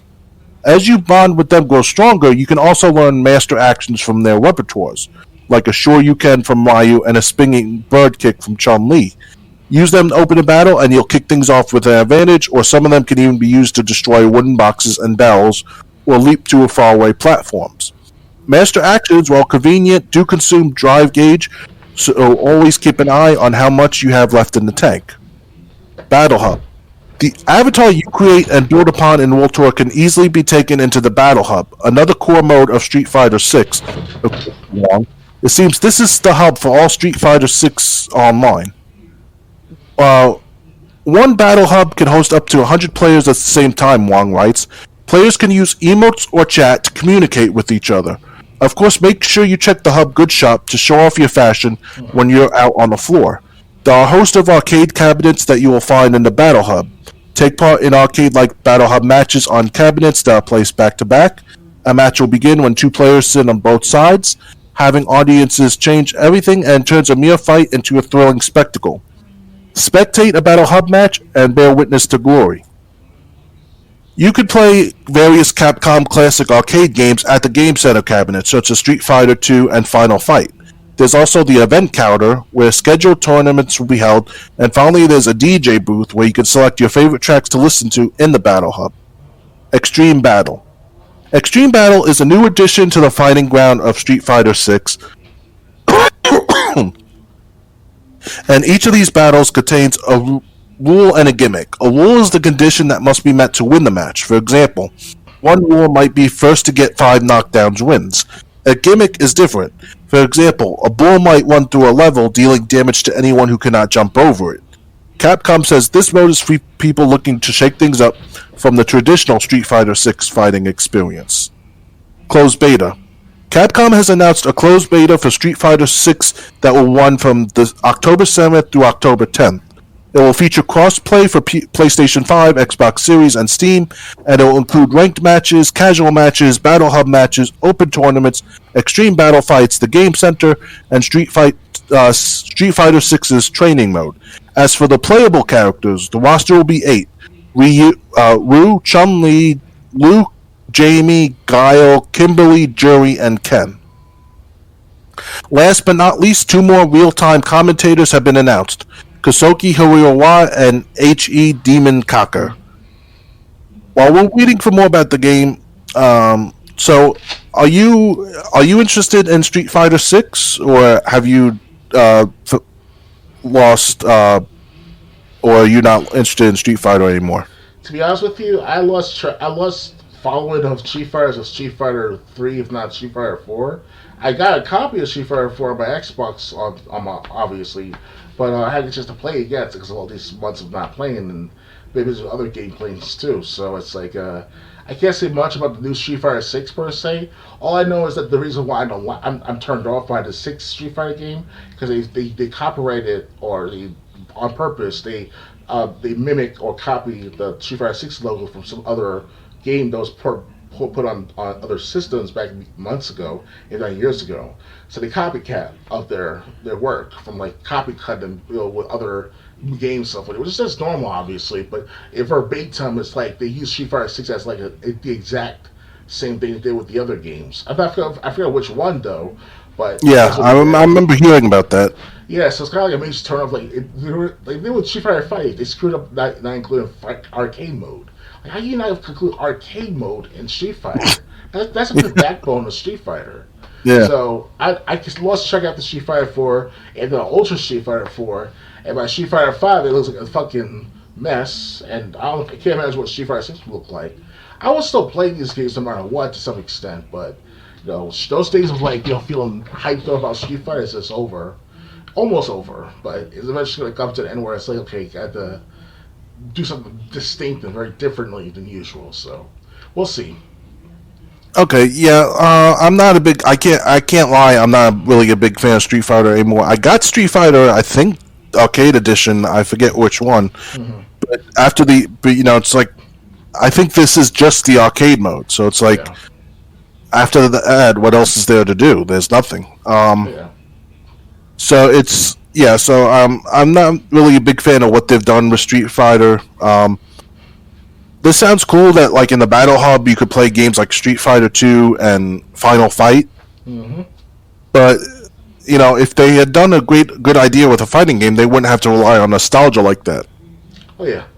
It's like what was it, Tekken 5 when they let you play Tekken 1, 2 and 3 right off the Tekken 5 disc. It's like, yep. But Tekken 5 sucks. Why wouldn't you go to play the original 3 Tekkens? I think the reason why Tekken 5 sucks is because it didn't include online playability. That's why. That's what. I don't think so, because it was a PS2 game, and like online play was like really in its infant stages during the PlayStation 2. But back then, there was like the last couple of years of the cycle of PS2. So that's true. During the last few years, they had SOCOM, the SOCOM game where you could go play online with the PS2 system. But those days are over. They shut down the servers as of like 10 years ago, if not 7 years ago. So that's over with. But they could have actually put in multiplayer of the Tekken 5. But other than that, because back to Street Fighter, I used to love Street Fighter so much that I played in the arcade several times a week on my off days from school or after school. I asked my mom for like $2, $3, $4, $5 just to play at the arcade back in Valley Street. It was very small in Valley Street. It's no longer there anymore, the arcade, but I had memories going there, and it's very fulfilling. I have closure behind the matter. So Street Fighter 6 is just another like whatever for the new generation. That's all. Okay, I just want to say about Tekken 5, a lot of people disagree with me because I said the game sucks in my review of it. Tekken 5, the problem was the Devil Jin mode. It's you could play as Jin and you could activate his devil powers. Mm-hmm. Well, when you activate Jin's devil powers, his health starts going away. So it's kind of like, what's the point? You can't even use his powers. And then, GameSpot, when they reviewed it, every time they showed footage of the versus mode. That's it. Right. Because, and when you played the versus mode, they had the win counter of who played, or of who won most recently, what kind of, how many games they won. Mm-hmm. Every time they showed footage, it had that win counter on the left or right. Right. Which was a tale that they only played multiplayer. They didn't even bring up the Devil Jin mode, and it's just like, and the arcade mode. I lost on easy. I think I lost perfectly on easy. Shit. So Tekken 5, in my opinion, was a mess. Street Fighter 6. I'm surprised there really is a Street Fighter 6, to be honest. Yeah, usually because the story. I heard that the movies like that, Street Fighter Alpha, Street Fighter Alpha 2. I got Street Fighter Alpha 2 on DVD somewhere on my desk.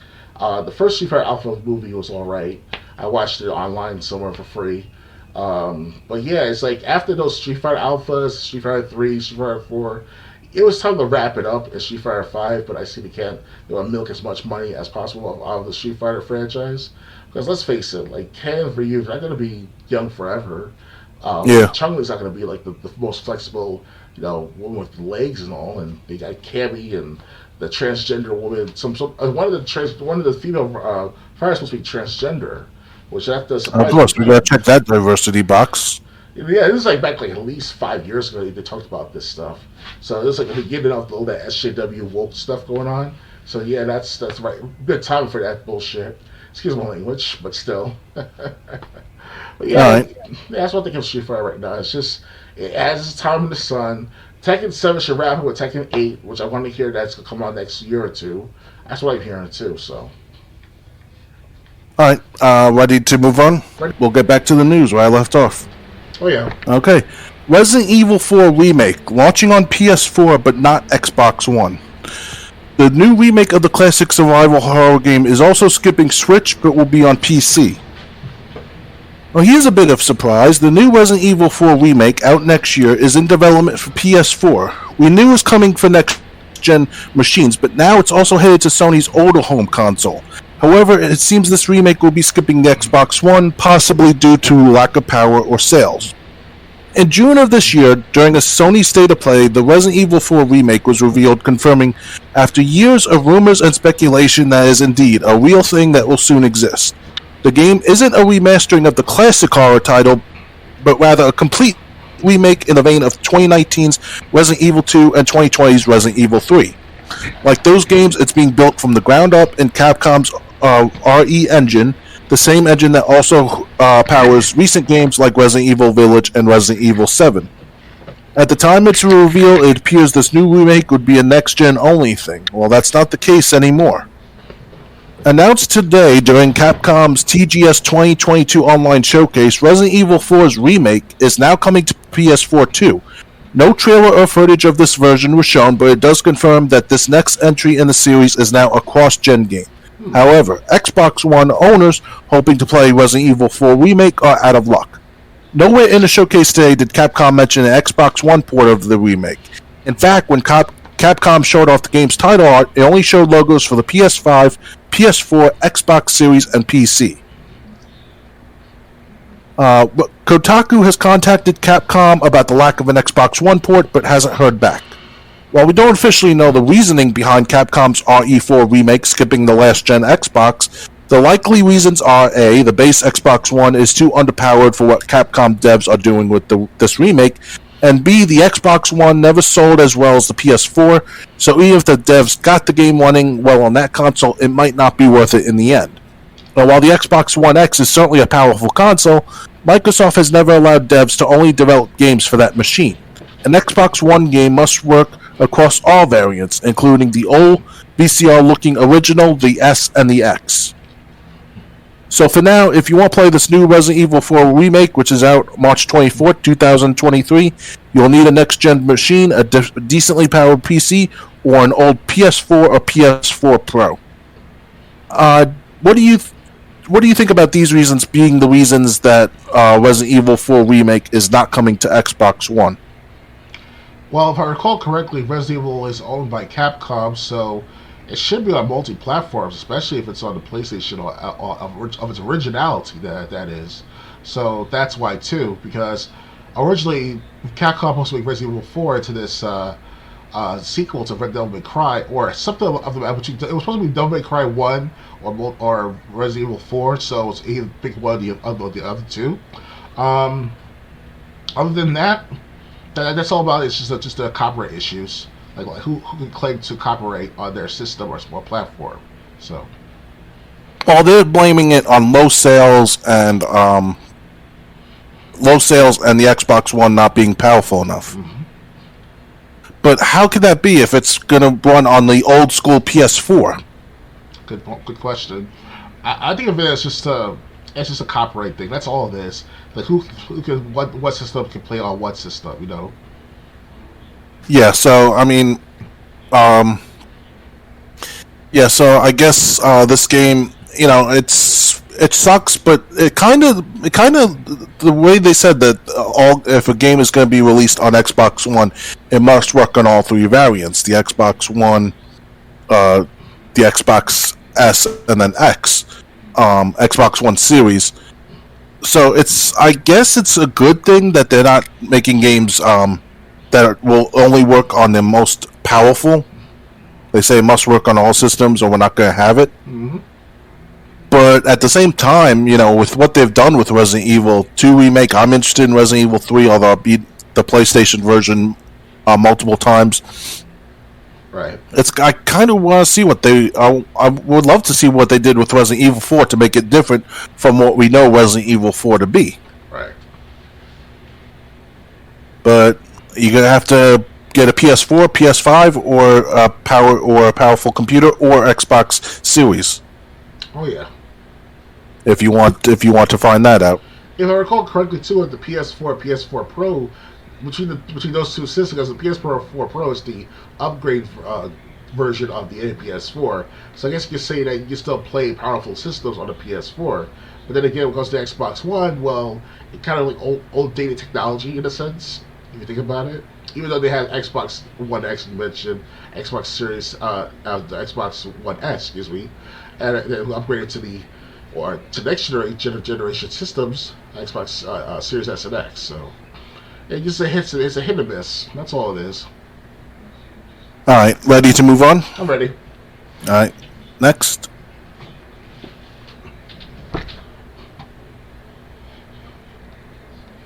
The Yakuza name is officially dead. Sega is moving on from branding that has been around since 2006. The last Yakuza game was released, the first Yakuza game, was released all the way back in 2006, and the branding was most recently used in 2020's Yakuza Like a Dragon. Across 8 main releases and a number of spin-offs, the name became synonymous with suits,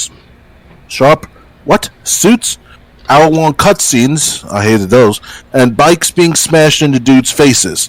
But as Sega gets ready to welcome in a whole new generation of games in the series, it's also choosing this moment to say goodbye to the name.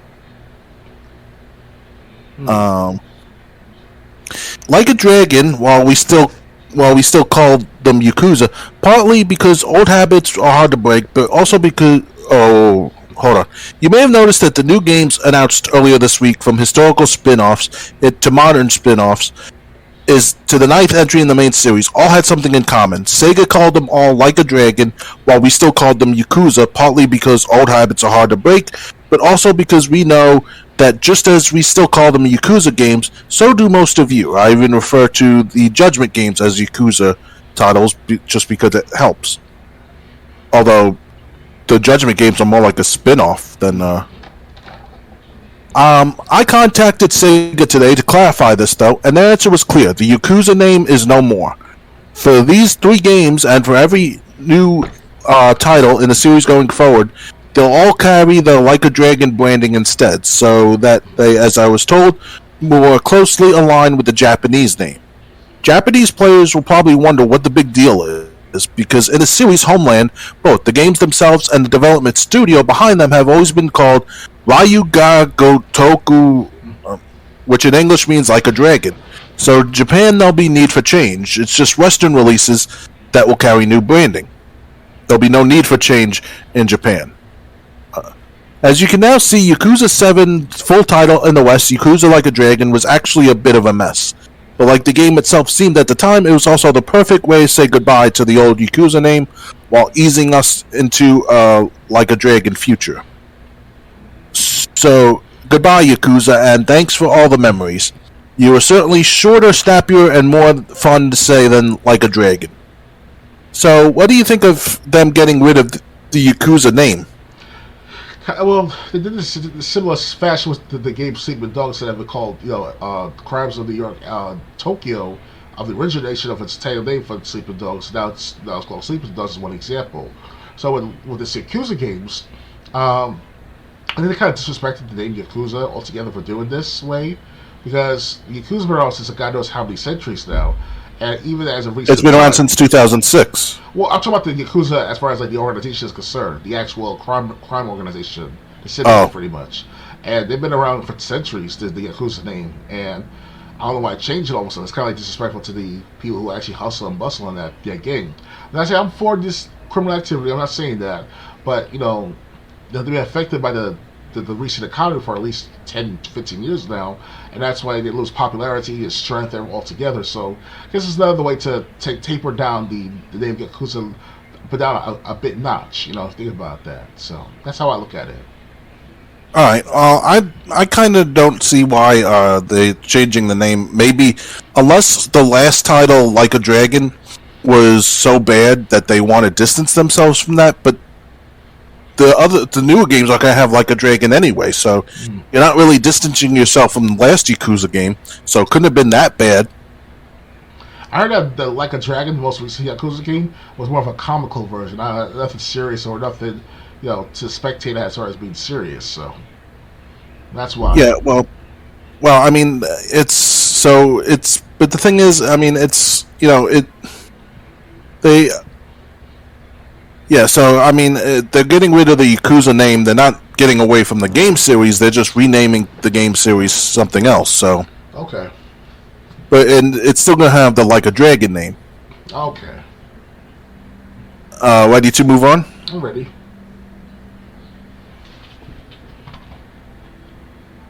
Ready when you are. Yep. Xbox Game Pass in September 2022.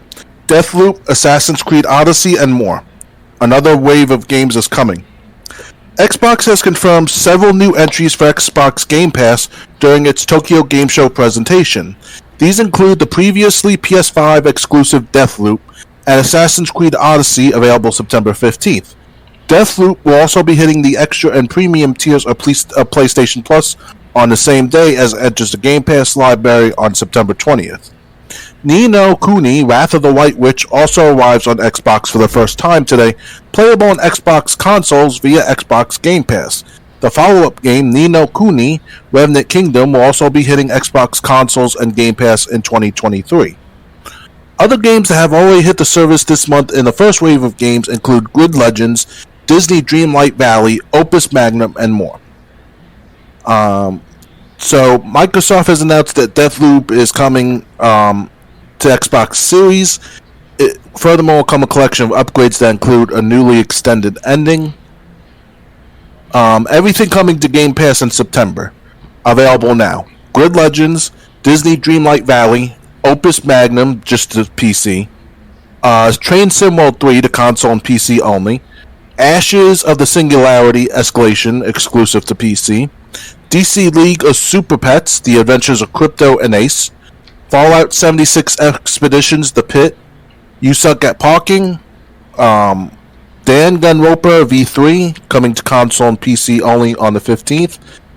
Ni no Kuni: Wrath of the White Witch came to consoles only on the 15th. So did Assassin's Creed Odyssey, which came to console and PC. The Outer Wilds came to Xbox Series on September 15th. Despot's Game came to console and PC on the 15th. Metal Hellsinger came to PC and Xbox Series on the 15th. Deathloop came to Xbox Series on the 20th. Beacon Pines came to console and PC on the 22nd. Slime Rancher 2 Early Access came to console and PC on the 22nd. Then coming on the 27th will be Grounded 1.0 to all three services. Moonscars, console and PC only. And then on the 29th will be Valheim, exclusive to the PC. The following games are leaving the Game Pass library by September 15th, so if you want to keep playing them, you'll need to finalize a purchase before they leave. I think we went over these. Plague Tale Instant is one of them. Yeah, so we went over that last time. Yep. So okay, I'm just looking through. Okay, so what do you think of these new games coming? Are there any that you're interested in? I would love to play Deathloop, see how mindfuckery that game is, because I heard that Deathloop, you have to do as much as possible within a 24-hour basis, either in real time or within the game's time. So it's kind of like, you do all this work for how many hours on end, and all of a sudden you're back to where you started in the same tavern or the cave or wherever the first few minutes of gameplay was on the trailer. So it looks interesting to play. Unfortunately, it's only available on the Xbox Series S and X of the Game Pass, not the Xbox One S or Xbox One altogether. So. I don't know about that, because while it says that, keep in mind Shredder's the game I didn't actually try. That was supposed to be Xbox Series X and S only, but I could access it with my Xbox One. Okay, and I have a base Xbox One. Well, with Deathloop, it has more upgraded graphics, graphical requirements. So you can still play it on the Xbox Series X and S, but on the Xbox One S, to what I have now, it's not going to be able to. It says not compatible, so it can't play on this device. That's what I'll say when I try to download the game. So yeah, so I've tried downloading it. I've succeeded. It's just I haven't played it. I've tried downloading, not that specific game, but I've tried downloading games that were supposed to be only for the X and S series on Game Pass. All right. I've never actually played one, but that might mean that it's just graphics-wise, maybe the game's not going to be as pretty as it normally would be. But if the game's still functional, right, then that's not a problem. Mm-hmm.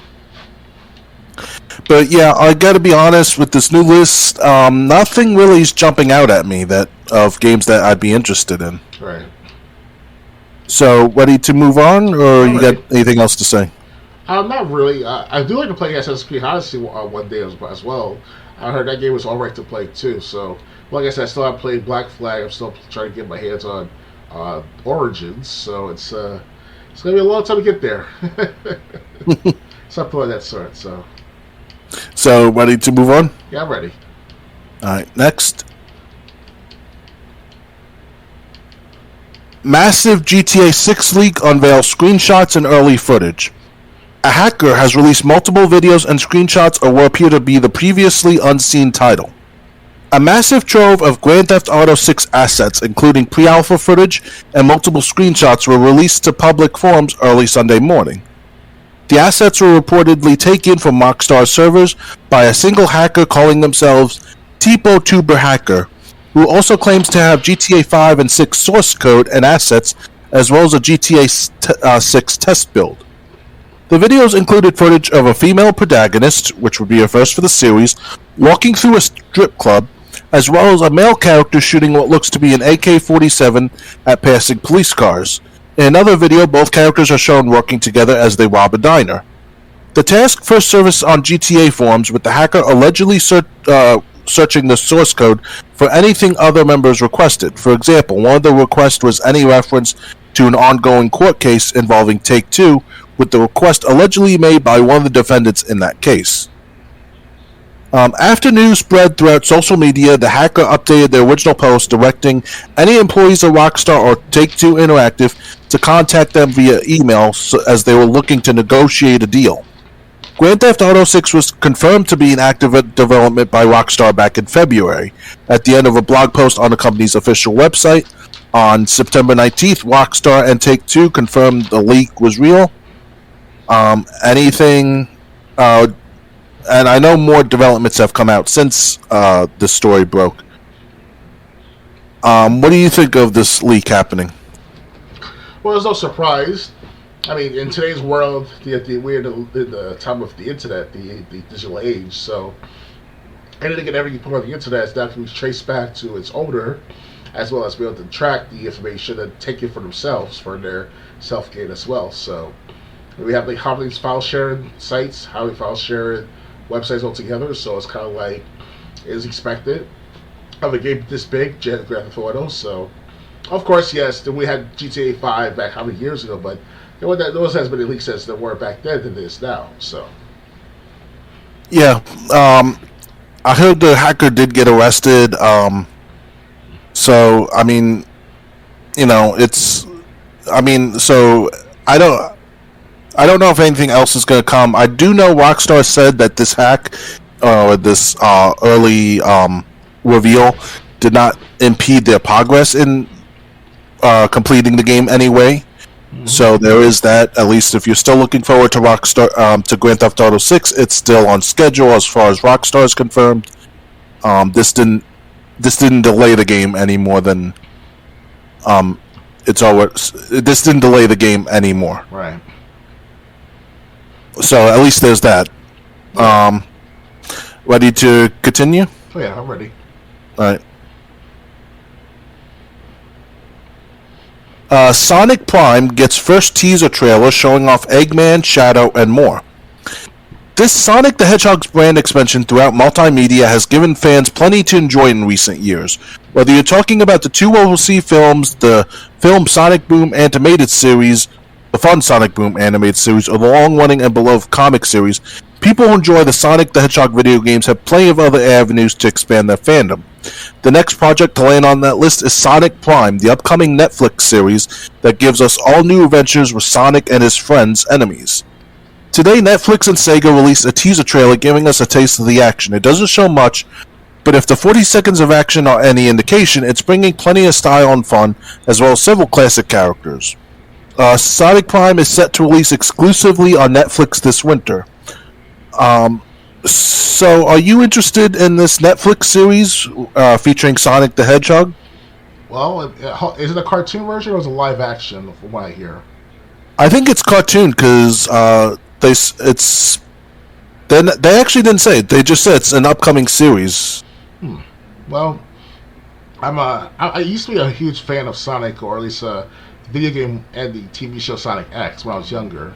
But after I was turning like 15, 17, 18 years old, I was like, yeah, I'm getting too old for Sonic. And I was getting too old for Pokemon as well, so...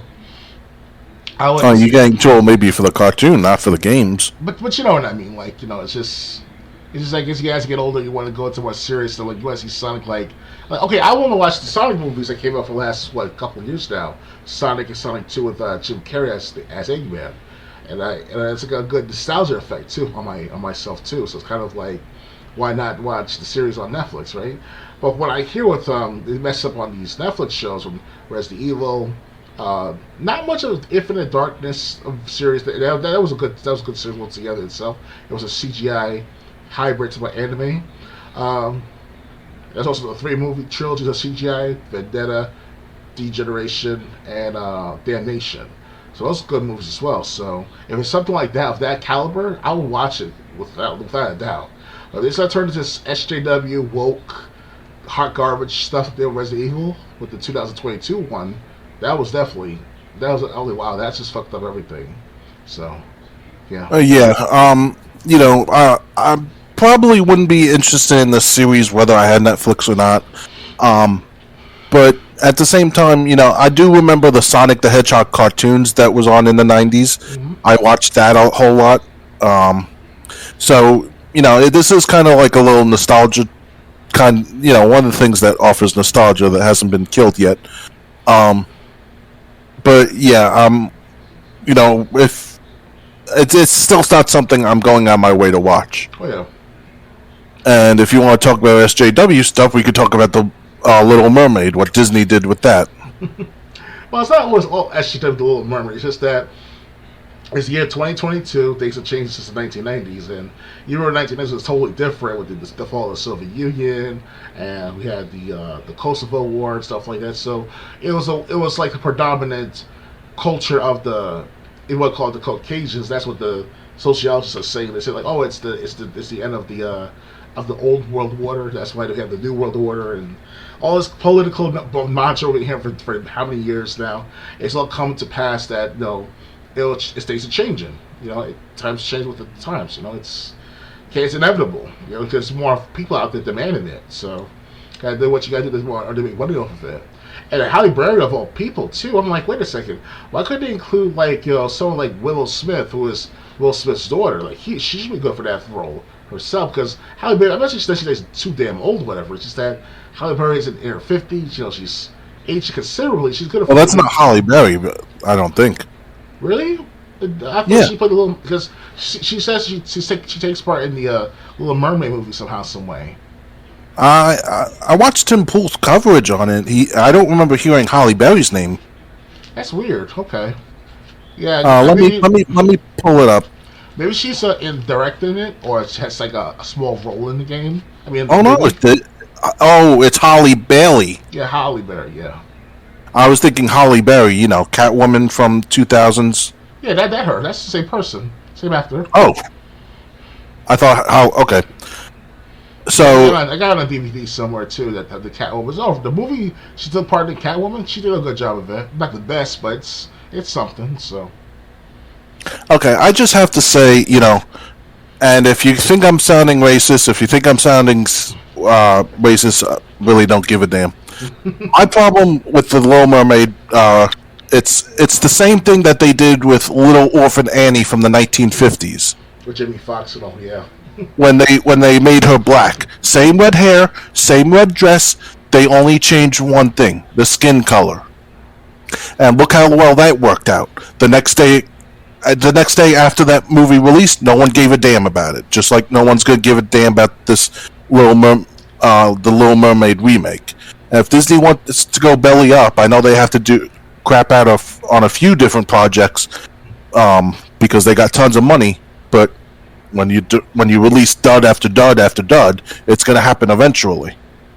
Yeah, people are so used to what we had back in the past. These Disney characters, Jasmine being the Arabian princess, and Little Mermaid that's being part of the daughter's the princess's king and shit like that. So it's like, what do we call king's princess?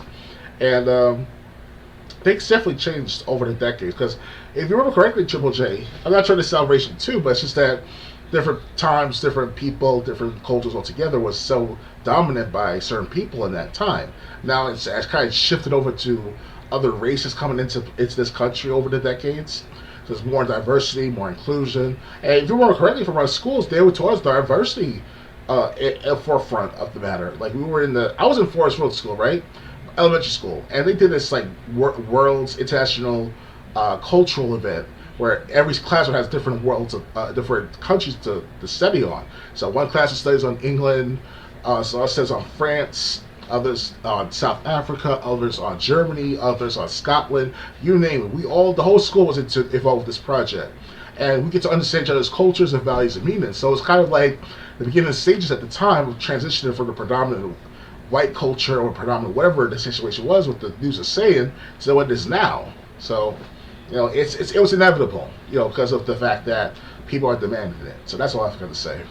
But another problem I have is you're taking some. Okay, I was never a big fan of the Little Mermaid, obviously, but I still remember the Little Mermaid. I still saw it in cartoons or whatever. And you're taking what I remember and you're changing the skin color. And you're basically pissing on the source material for what? For social justice points and clicks. The brownie points. Yep, and clicks and all. I mean, That's I mean, and what's this? What's this going to accomplish in the end? And the thing is, well, what should they do?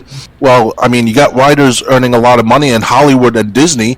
If they didn't hire people that were brain dead, maybe they could come up with a new character that could have a whole bunch of series after it.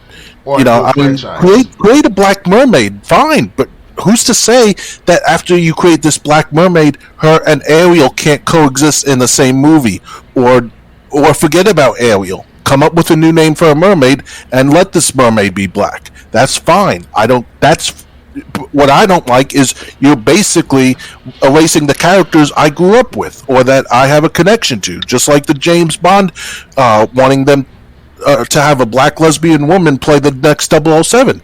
No, give her a different number, 008, 005, 003, 009, whatever it is, and create a new character and give her own legacy instead of just pissing on the legacy that's been built. Yeah, especially over the past 50 years of James Bond. I saw the No Time to Die movie earlier this month, and it was like, wow, they definitely started a new stage or a new era of this supposed James Bond 007 quote unquote characters. So it's kind of like inevitable, like I said. So I don't hate it, I don't love it. I just see it as it is.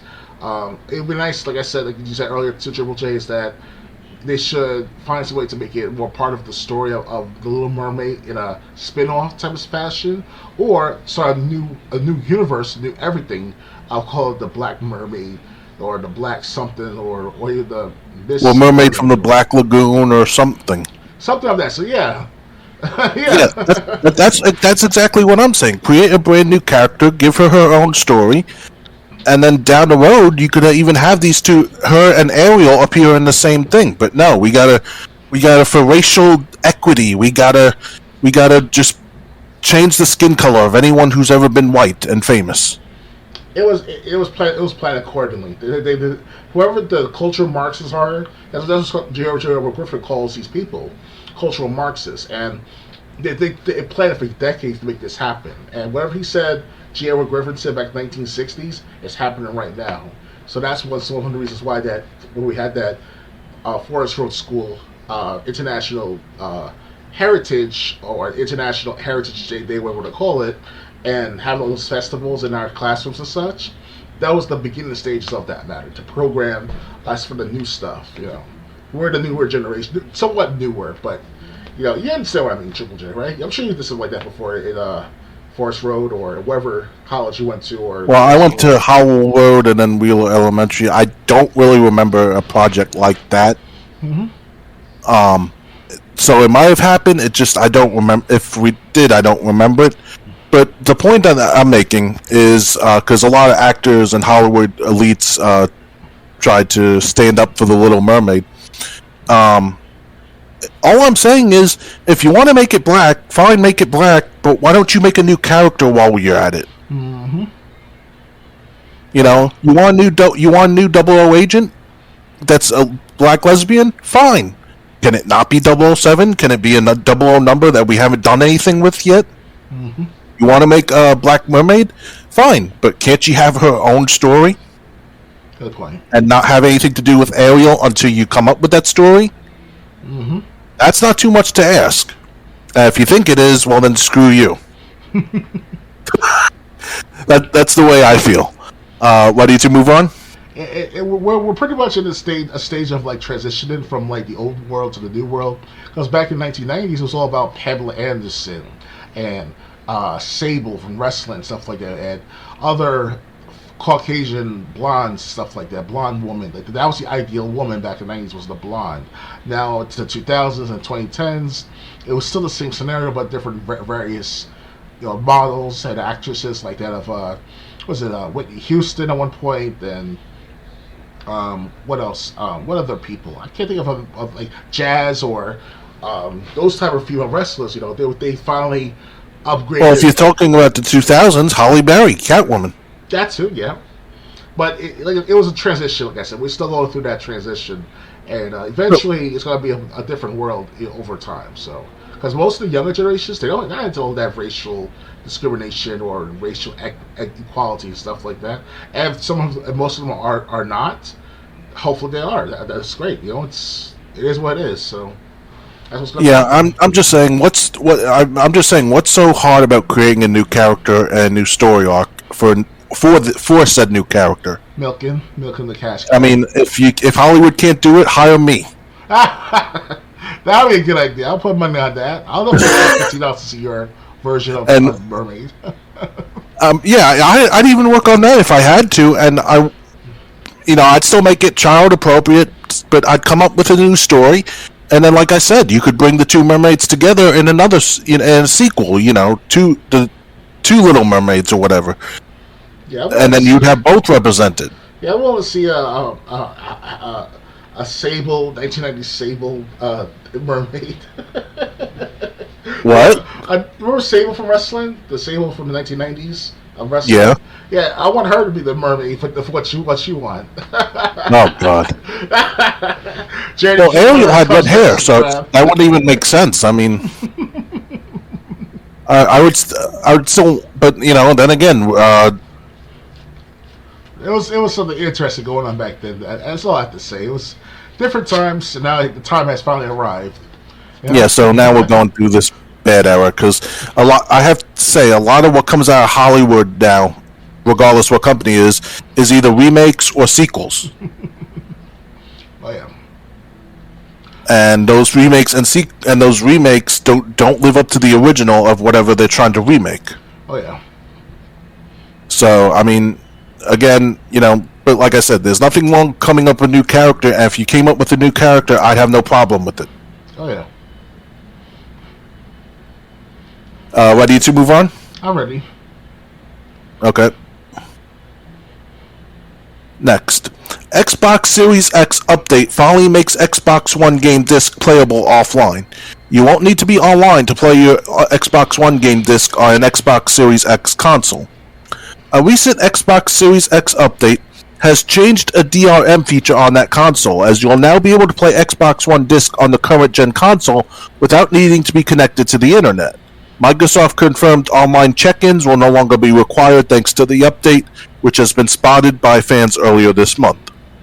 This is true since the 2206 update, Xbox engineering lead Eden Marie tweeted. We examined data since Series XS launch and determined the online compatibility check isn't needed in the vast majority of cases for Xbox One disc. Some games may still need to be updated online after install to ensure the best experience. The patch notes for the 2206 updates, which rolled out in June and July, vaguely mentioned general stability and performance improvements that have become the norm with these updates. The change to Xbox One DRM brings those last-gen games in line with Xbox Series titles, as those discs are also playable on the console without an online connection. You'll still need an internet connection for the classic Xbox and Xbox 360 backwards compatibility games due to the authentication setup of that library, but this new update will make a huge number of Xbox One titles, many of which have smart delivery upgrades available, more accessible to users which don't always have a reliable online connection. In other Xbox news, Microsoft Gaming CEO Phil Spencer confirmed there won't be a price increase for Xbox Series consoles.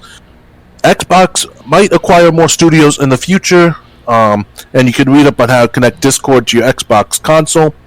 So, what do you think of this? That you can play disc on the Xbox Series X offline. I didn't know that was a problem, to be honest. Yeah, I'm surprised. I'm surprised at that too because it's like freaking duh. We want our disc to be playable after the updates. Like we want us to be even before the updates too. So it's kind of like when the top console Xbox One shuts down of its updates and stuff by 2025 for what I hear. It's going to be a problem with the people with disc have the games on the disc because you need day one patches, you need updates on day one, such and such. So it's kind of like I hope that Microsoft Xbox will fix that issue on other consoles other than Xbox Series S. So only time will tell. So anyway, we address it right now. I'm sure by the next couple of years they'll fix it. They'll fix that problem out somehow, some way. So yeah, I thought games, as long as you had the disc, were playable offline anyway, as long as they had like a single player campaign or something. Yeah, but they want you to connect to the internet within 24 hours. If not, they're gonna disconnect your Xbox or Oh my god. Not working. That's what happened to me when my internet got shut down for a couple of days. My Xbox One, both in my bedroom here and my living room, were not working really. They were just bricks, or quote unquote bricks, So it was showing a black screen and everything. I was like, "What is this? I'm paying $500 every time they get a new system, and this is what I get in return." So Well, I didn't have internet for. I have the base Xbox One, so keep that in mind. But I didn't have internet for a couple of weeks when I moved down here to Georgia, and when I hooked up my Xbox One, it was fine. I see. My Xbox One was packed up for a couple of weeks, so I didn't know that there was this kind of problem. Well, it depends on where you are in the country too. So if you're somewhere like in the Midwest or in Montana, Well, I'm in the southeast actually, but of course, yeah. yeah, I know people in like the Montana, North Dakota, South Dakota always have problems with their internet because they're that rural out there. So. well, I mean, just because it's rural doesn't mean you have bad internet connections. My cousin lives 10 minutes away in a rural area of a rural part of Nashville, Georgia, and she has internet because she needs the internet for her job since she's an accountant. So, Well, you live in the Northeast. I mean, Southeast. southeast. So, yes. You live in the northeast. Yeah, I was about to say, I was trying to correct myself. Say you live in the Southeast, so it's kind of like a different story. But anywhere out in the Midwest, especially the states I mentioned, they have a hard time with the internet sometimes. So. Okay. Yes. Okay, so yeah, I didn't know this was a problem. Because when I moved down here, all I do was plug in my Xbox One. The internet was set up before I plugged in my Xbox One and everything, and it's been working fine ever since. All right. Ready to move on? Yeah, I'm ready. All right. Next, Xbox Game Pass losing 12 games on September 30th. Microsoft confirms that a dozen games are leaving the Game Pass catalog on September 30th. As it does every month, Microsoft is removing more games from the Game Pass library soon. In a blog post, Microsoft confirmed that a dozen titles from the catalog are leaving on September 30th. These include titles across Xbox, PC, and streaming, along with games from the EA Play catalog that are available via Game Pass Ultimate. Some of the games leaving on the 30th include Dirt 4, Dirt Rally, Slime Rancher, Subnautica Below Zero, Luminous Gate, and Astria Ascending, among others. The full list is below. Microsoft also confirmed that, although it said earlier too that Origami 2 would leave the catalog soon, that is no longer the case. It will stay on console, cloud, and PC. As a reminder, Game Pass members can save 20% on any of the games heading out, so that's a silver lining, at least if players want to keep the party going. Microsoft removed 10 titles from the Game Pass library on September 15th, so the additional 12 heading out on September 30th will bring the total number of titles banished from Game Pass at the end of September to 22. Microsoft has added 8 titles to Game Pass so far, and 10 more are coming by the end of the month for a total of 17. Actually, 10 plus 8 would be 18. Combined with the removals, and assuming there are no further additions or removals this month, Game Pass will have seen its overall library shrink by 5 games in December. 4 games. Wow, they got their math right, but they got the numbers wrong. As for games coming to Game Pass in the final weeks of September, those include Deathloop, Hardspace Shipbreaker, Slime Rancher 2, Grounded, and Valheim. These are the titles leaving.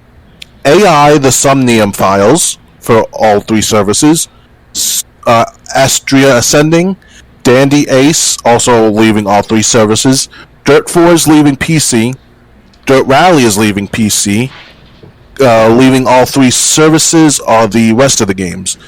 Going Under, Lemnis Gate, Slime Rancher, which you can still play if you got it when it was on Xbox Games with Gold, Subnautica Below Zero, The Procession to Calvary, Unsighted, and Visage.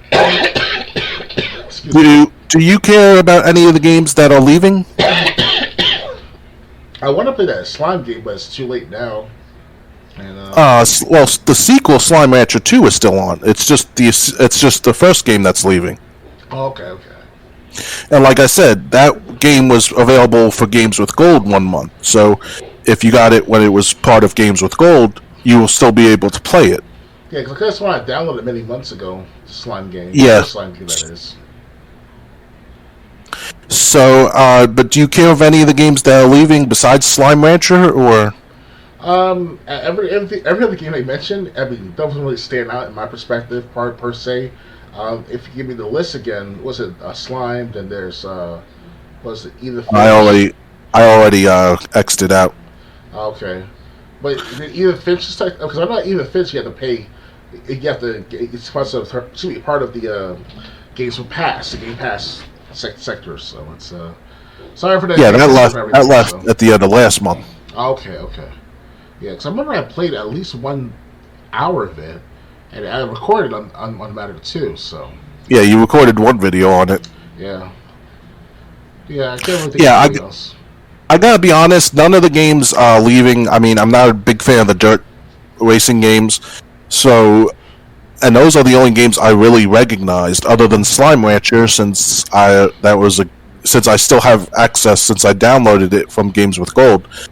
But all the rest of the games don't even stand out to me as anything I played or plan to play. So, oh yeah. Nothing big to me this month, which is fine because, like I said, they took out Final Fantasy 13, I think, on the 15th. Yeah, I can't play that anymore. I was also buy it for $15 plus tax. So yeah. But other than that, yeah, it's nothing in this batch is something I'm gonna miss. Oh yeah. Ready to move on? Yeah, I'm ready. All right. Next, Saints Row launch didn't go to plan, you say? Embracer CEO still confident it will turn profit. Well, ignorance is bliss. I'm confident we will make money on the investment. You keep telling yourself that. Developer Volition's Saints Row reboot launched at the end of August, but the game didn't make the kind of splash that parent company Embracer Group might have wanted. CEO Lars Winglefors said during the company's annual general meeting that he wished the game had a greater reception, according to Eurogamer. Maybe you should have made a game that people wanted to play. He added that the reception for the new Saints Row was polarized. Winglefors added, "There are a lot of things that could be said and details around it. I'm happy to see a lot of gamers and fans happy. At the same time, I'm a bit sad to see fans also not happy. Where are the happy fans? I haven't seen them." The new Saints Row had some bugs and other issues at launch, and Winglefors said there are fixes and patches coming. In the end, Winglefors believes the new Saints Row will be a moneymaker. "I'm confident we will make money on the investment. Will it have been as great a return of investment that we have seen in many other games? Not very likely, but we will make money, and that's a good starting point," he said. As for whether or not the cool reception to the new Saints Row could impact the future of the series, Winglefors said he always wants each new entry in a series to be more successful than the last. This might not always be possible, but Winglefors said, "What you do is evaluate your position, the outcome, and there are hundreds of people engaged in this game in the group. I still have a great trust in these people. I'm sure they will recommend things for the future." The new Saints Row might not have had the strongest start, but it still was the number 2 best-selling game overall in the U.S. during August, behind Madden NFL 23. So, what do you think about this guy? Thinking Saints Row is still going to be profitable. Well, like I said, ignorance is bliss. He's blindly optimistic, very blindly optimistic. When I saw the gameplay of it after release, some random YouTuber, I think it was Legacy Killer who mentioned this last week or two when it came out, and he was like saying all these physics are all well off and shit. They were like, because when you blow up the vehicle with the people inside, they felt like Superman for a second, like wee, and then be like flying down to the ground and poof. It looked cartoonish. That's all it is. Saints Row it has to have gangbangers and bitches and hoes, but they're all like overweight and lazy, and it's one guy with taking his shirt off all the time. He's always topless, pretty much. So it's kind of like, what's going on? That's how bad the game was. It was just. Yeah, I watched Angry Joe's review, so I know how bad the game is. Yeah, Angry Joe was pissed off. He was like, "What?" Yeah. Is that fucking blue? He gave it like a 2 out of 10, I think. Yeah, at most. Yeah, it's kind of like what happened with Watch Dogs 2. Why there hasn't been a Watch Dogs 3. If Watch Dogs was a great crime movie, Watch Dogs 2 was the hipster college version. That's the problem with Saints Row. None of these people have the same allure as Shanti or Johnny Gat or the guy that you control, the protagonist. None of the new characters have the same allure as the previous characters that we all enjoyed playing through different games with. Oh yeah. And like I said, if he wants to continue to be optimistic, that's him. But he should really listen to the reception from fans. Yeah, I guess he said his ivory tower most of the time. That's why. Yeah. So keep telling yourself it's going to be a success, buddy. Ready to move on? I'm ready. All right. We only got about 3 stories left. PS5 game flopped so hard, even GameStop is getting rid of it now. Since Square Enix will soon discontinue the game servers, the physical version is worthless. Babylon's Fall, the live service role-playing game Kotaku writer Ethan Gack named the PlayStation 5's new worst game, has been made so valueless some GameStops are giving physical copies away for free. It's not only because the game controls like Jello and combat is often a mess, while everything in between ranges from feeling unpolished to incomplete, as Ethan wrote, though that is certainly part of it. It's also that on September 13th, publisher Square Enix announced it would cease servicing the game on February 27, 2023, a little less than a year since the game's release, and retailers are no longer selling digital or physical copies of the game. So, after February 27th, the game will get sucked back into the void. All of its gameplay data and its hanging on player site will be scrubbed from history. This is awful news for the game's single concurrent player, but for anyone else eager to preserve it, wobbly combat and all, you might want to head to your local GameStop. Though it hasn't worked for everyone, some people are saying they've received free copies of Babylon's Fall after asking employees for them. One Twitter user posted photos of the games marked for Field Destroy, so it's not implausible that some GameStop employees would rather the game complete its life from the warmth of your grubby hands rather than mutilated in the garbage can. Wow. So it says, I haven't seen people try obtaining a copy from any retailer other than GameStop, but Babylon's Fall is being yanked from shelves everywhere, so it might be worth a call to ask. Or not, because it's Babylon's Fall. I'm going to go to GameStop later to ask if I can use a copy as a plate on my lunch break. So, what do you think of this game being so bad it didn't even last a year? This is an online playability, right? Like it's online only? It's all, yes. Oh, that's not good. You know, they've been like a year. Wow, it's like at least 6 months. At least 6 months. Oh, wow. I never actually heard, I think I heard of it earlier this year, but I never saw the gameplay of it, so I can't say much about it, but if it's that bad... Well, they said the combat controlled like Jello, so... Jello? How moving like Jello? It's not fluid enough? No, probably... You know how Jello moves around on its own? Yeah. So probably combat does whatever it wants. Okay. That's what I took it to mean. So if I want to do an uppercut, it'll turn into a capoeira kick. Yeah. If I want to like punch someone, it turns out to be a DDT by, a guy. Well, you might try to move one direction. Your character will move in the opposite direction. Is that bad? This is all speculation. I've never played it because I don't have a PS5. Of course, or a PS4. Even that. So. But now it's called it's the worst game. PS5's worst game. I see you give me some negative reviews too. And I shut the service in February next year. That sucks. I gotta see it. I guess I'm checking to see if Angry Joe reviewed it. I just want to see what the public reception is on GameFAQs. Oh yeah, Babylon's Fall, PS5. Oh, it did come out on PS4. Yep. And it got a 41 on Metacritic. That's not good. That's the PS5 version. So yeah, if you want to preserve the game or at least the disc, and you got a GameStop nearby, head to GameStop and X other retailers, since the game's just going to be destroyed anyway. So basically, it's an online game with like no population playing. I'm assuming, right? Yeah, there's no way to play it offline because it's like online only. But hey, at least you can keep a copy for collectors. Yeah, right. Well, the single player in this game, though, what happened to that?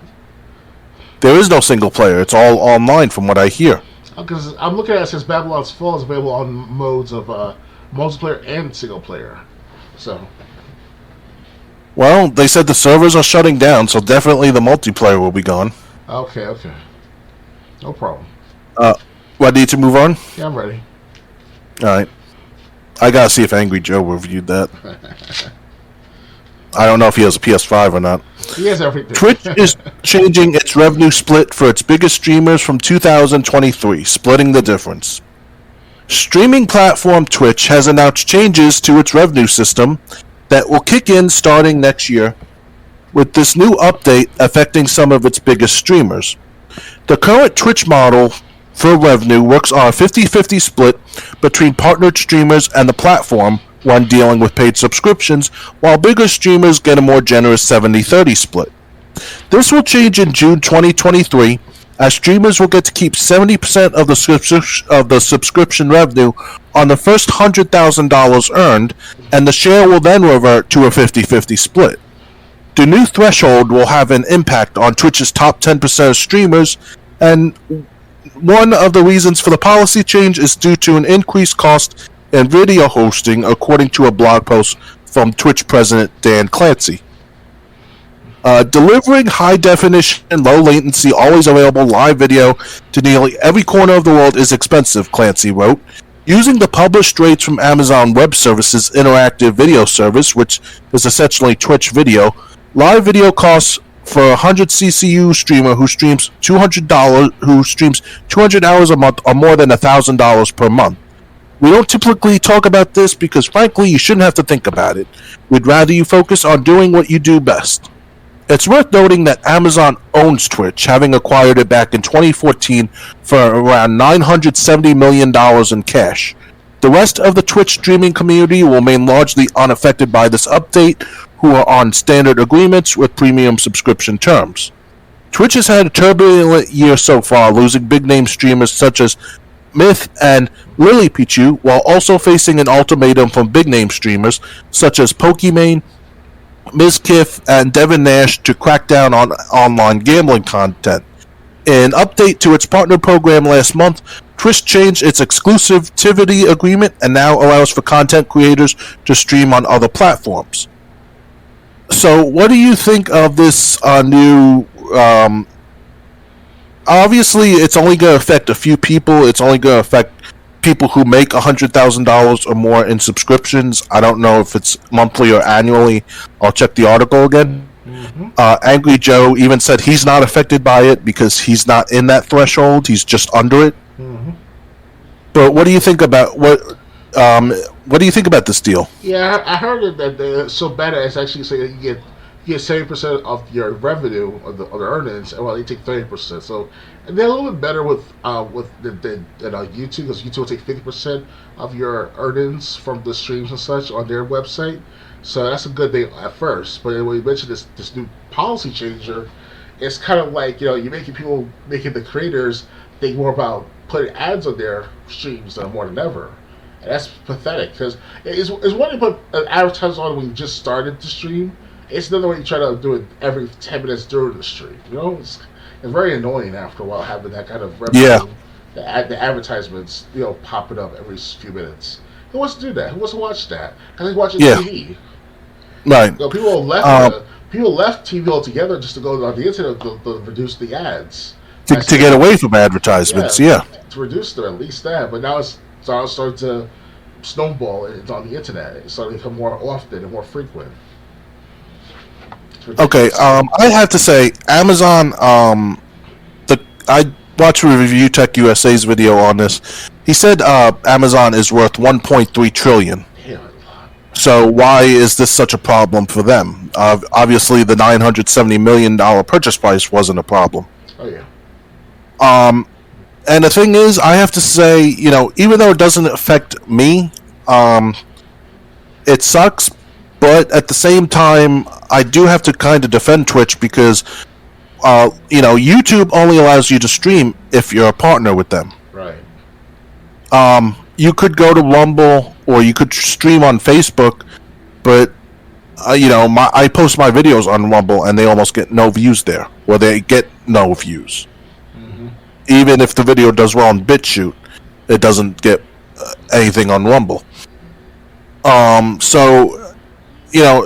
And Twitch is basically the best thing for streaming, especially if you don't have a YouTube partnership. Oh yeah. So I mean, I just think it's. But the thing is, the way they could make more people happy is if they were changing the service for the better. If they kept adding in new things for creators. Mm-hmm. They keep forgetting that the creators are the backbone of their product, their service. And without the creators, you're not going to get those sponsorships. You're not going to get those advertisements rolled into the watchers, the viewers of the site, like ourselves, for example.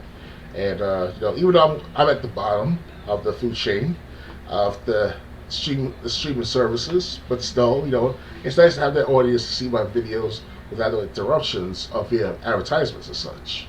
But now it's like, I'm not making any money off it, but it still sucks, though. Yeah. Well, I think that you can. Well, here's two things. One, I think if you pay for pay for a subscription to a streamer, you won't have to watch the advertisements. Okay, that's not that bad. Secondly, if you don't watch the streamer when they're live, but they leave it up, they don't charge VOD, video on demand, for their videos, which you can only do if you have a certain number of followers. Mm-hmm. Like I watch some of Lord of Patriarchy streams.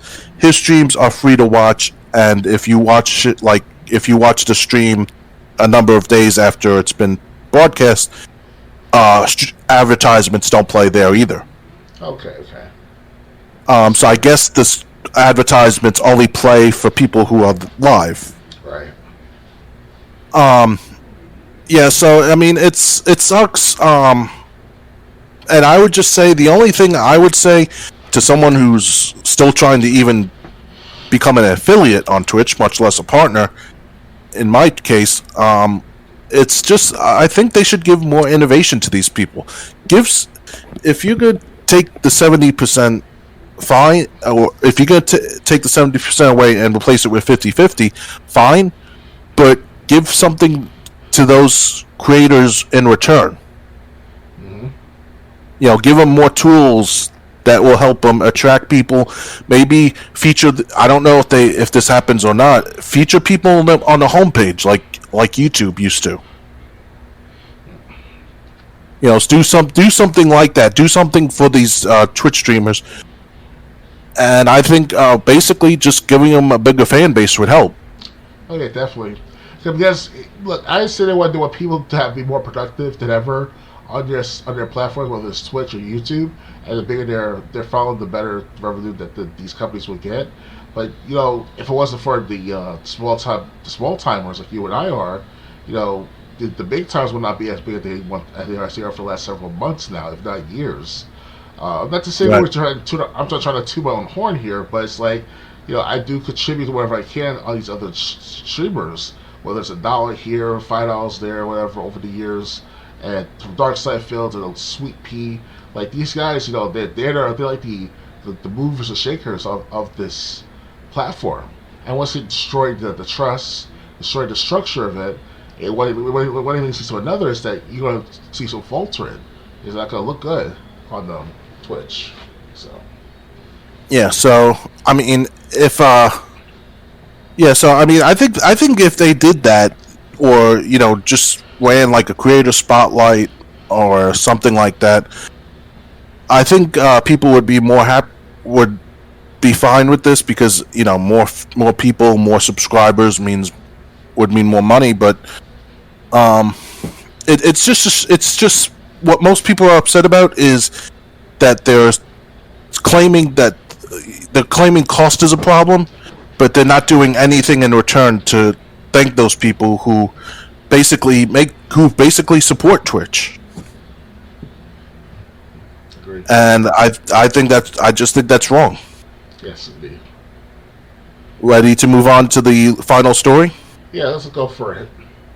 All right.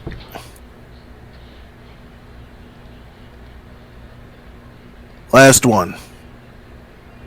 Spider-Man's hold on.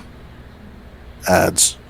Spider-Man Steam release slings into third best-selling game in August. Like we already covered, Madden 23 was number 1, followed by Saints Row. Madden NFL 23 and Saints Row were the top 2 best-selling games in the United States in August, which shouldn't be a surprise as they both debuted last month. The third best-selling game is one you might not immediately expect, given that it's 4 years old, Marvel's Spider-Man. Spider-Man did so well in August because it finally got a PC release via Steam on the 12th. It's the remastered version, including all the prior DLC, and given that this is the first time it's been released on something other than Sony hardware, this proved an enticing pickup for many, and the continued release of more Steam Decks probably didn't hurt either. It was enough to propel Spider-Man from number 84 on the NPD charts in July to number 3 for August, above both Elden Ring and Multiverses. According to NPD analyst Matt Piscatella, Spider-Man was also the month's best-selling game across all track Steam titles and was a key reason why the total market's PC content segment is up year over year.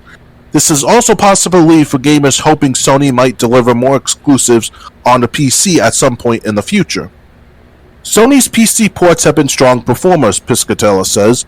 Looking at some recent history, God of War jumped from 146 on the December 2021 chart to number 5 in January 2022 with the launch of its PC version, while Days Gone also had a big spike with its PC release, climbing to 20 on the May 2021 charts after ranking at 247 in April of that year. PC has been a fantastic platform for Sony, not only in sales of the PC releases themselves, but also in how these releases have had a positive halo effect on the properties involved. Wins all around, really. Also in software, Madden 23's number 1 spot is the 23rd year in a row that a Madden game has been the top performer in its release month. Soul Hackers 2, another new title, debuted at number 10 on the PlayStation rankings and number 15 overall. We also saw Horizon 2 Forbidden West ranked number 12 thanks to sales. It's the 4th best-selling game of 2022, so far behind Pokemon Legends Arceus at number 3, Lego Star Wars The Skywalker Saga at number 2, and yes, you guessed it, Elden Ring at number 1. In hardware, the PS5 was the best-selling console of August in both unit and dollar sales, as the top seller for the year so far in dollar sales. The Switch still leads in unit sales for the year, though. The PS5 may have had a chance to catch it before the year's end now that hardware availability is improving significantly. Overall, game spending was down 5% year over year to $4.1 billion, but this number is slightly higher than the 4.07 total from August 2020, indicating that consumer game spending is back up to the overall level it was during the height of lockdowns. The following are the top 20 best-selling games for the month of August in the US in terms of dollar sales. Number 1, Madden NFL 23. Number 2, the new Saints Row. Number 3, Marvel Spider-Man. Number 4, Elden Ring. Number 5, Multiverses. Number 6, Mario Kart 8. Number 7, Minecraft. Number 8, Lego Star Wars The Skywalker Saga. Number 9, MLB The Show 22. Number 10, Xenoblade Chronicles 3. Number 11, Digimon Survive. Number 12, Horizon 2 Forbidden West. Number 13, Call of Duty Vanguard. Number 14, Far Cry 6. Number 15, Soul Hackers 2. Number 16, Super Smash Bros. Ultimate. Number 17, Gran Turismo 7. Number 18, Kirby and the Forgotten Land. Number 19, The Elder Scrolls V, Skyrim. Number 20, Pokemon Legends Arceus. Nintendo does not report digital Switch sales, thus they are not factored in for any of the above. So what do you think of these being the top 20 selling games for the month of August, being the month of August? Very surprising, especially games like that. Spider-Man, the Marvel Spider-Man has been around for at least 2 years now, and I think it's been. They said it's been around for 4. Really that old? Okay. So, yeah, you're right. Actually, because Spider-Man came out back 2019, 2018, right before when I think 2018, and then like the Miles Morales was 2020. Yeah, somewhere around there. Yeah, given that's 4 years old. Yeah. Mm-hmm. And that's good. Whatever these sales are that you mentioned, they're good because obviously it's the summertime. It's winding down to the end of summer, and people are getting ready for school, so they want to put as much gaming into it before return back to school, especially if you're students or especially college students. So yeah, that's all I have to say about it. Yeah, so I mean, I'm kind of surprised that even Skyrim is still in the top 20. Yeah, I was surprised too. Like, wow, Skyrim! Like, I just got Skyrim for the Xbox One for about I would say about $20 on sale, if I recall correctly. I could have sort of bought the copy of at least the Xbox 360 copy of Skyrim, but the Xbox One version is much better. I heard, so I played that for an hour or two so far. I see a lot of bad games though, like Gran Turismo 7. Didn't people hate that when it first came out? Yeah, because of the microtransactions. Yeah, and the graphics I'm surprised that made the list. But then again, I'm surprised number 1 and 2 were Madden NFL 23 and Saints Row 2022. Right. So I mean, but congratulations to that. Oh, yeah. These. So yeah, these were the top selling games in August, and that's it. We're done for tonight. Our next podcast will be 2 weeks. It's technically the 25th on the East Coast. Our next podcast will be on the 8th of October. Mm-hmm. We'll be starting at 9 p.m. Eastern. I will be trying to do a stream on Sunday. If I don't, it will definitely be a Let's Play. So go to the About section, my Twitch profile. There's a link to my BitChute where I do Let's Plays. Also, follow me on Twitch so you catch all future streams. Anything you want to promote before we finish for tonight? I might do a sample gameplay sometime today. Today is the 25th of September, so you should see me by tonight to play something like that of Prince of Persia, or a continuation of games like that of Dragon Age, or perhaps even Tekken 7. Most likely, I'm not sure yet Tekken 7 yet, but definitely Prince of Persia might be the next thing on my list to play with guests today. So keep a lookout. We're on that list as Men in Black 2. I forgot about the Men in Black game again.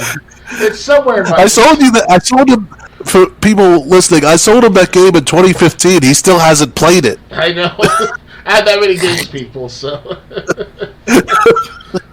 one day I will play that game. One day. No rush, my friend. No rush. Oh, I'm just saying. You've had the game for 7 years already. It has been 7 years I actually owned that game. I never had a chance to get to play it. Oh, wow. That's all I got to say, my friend, and people out there. Yeah, so, good night, everyone. Later, guys. Bye.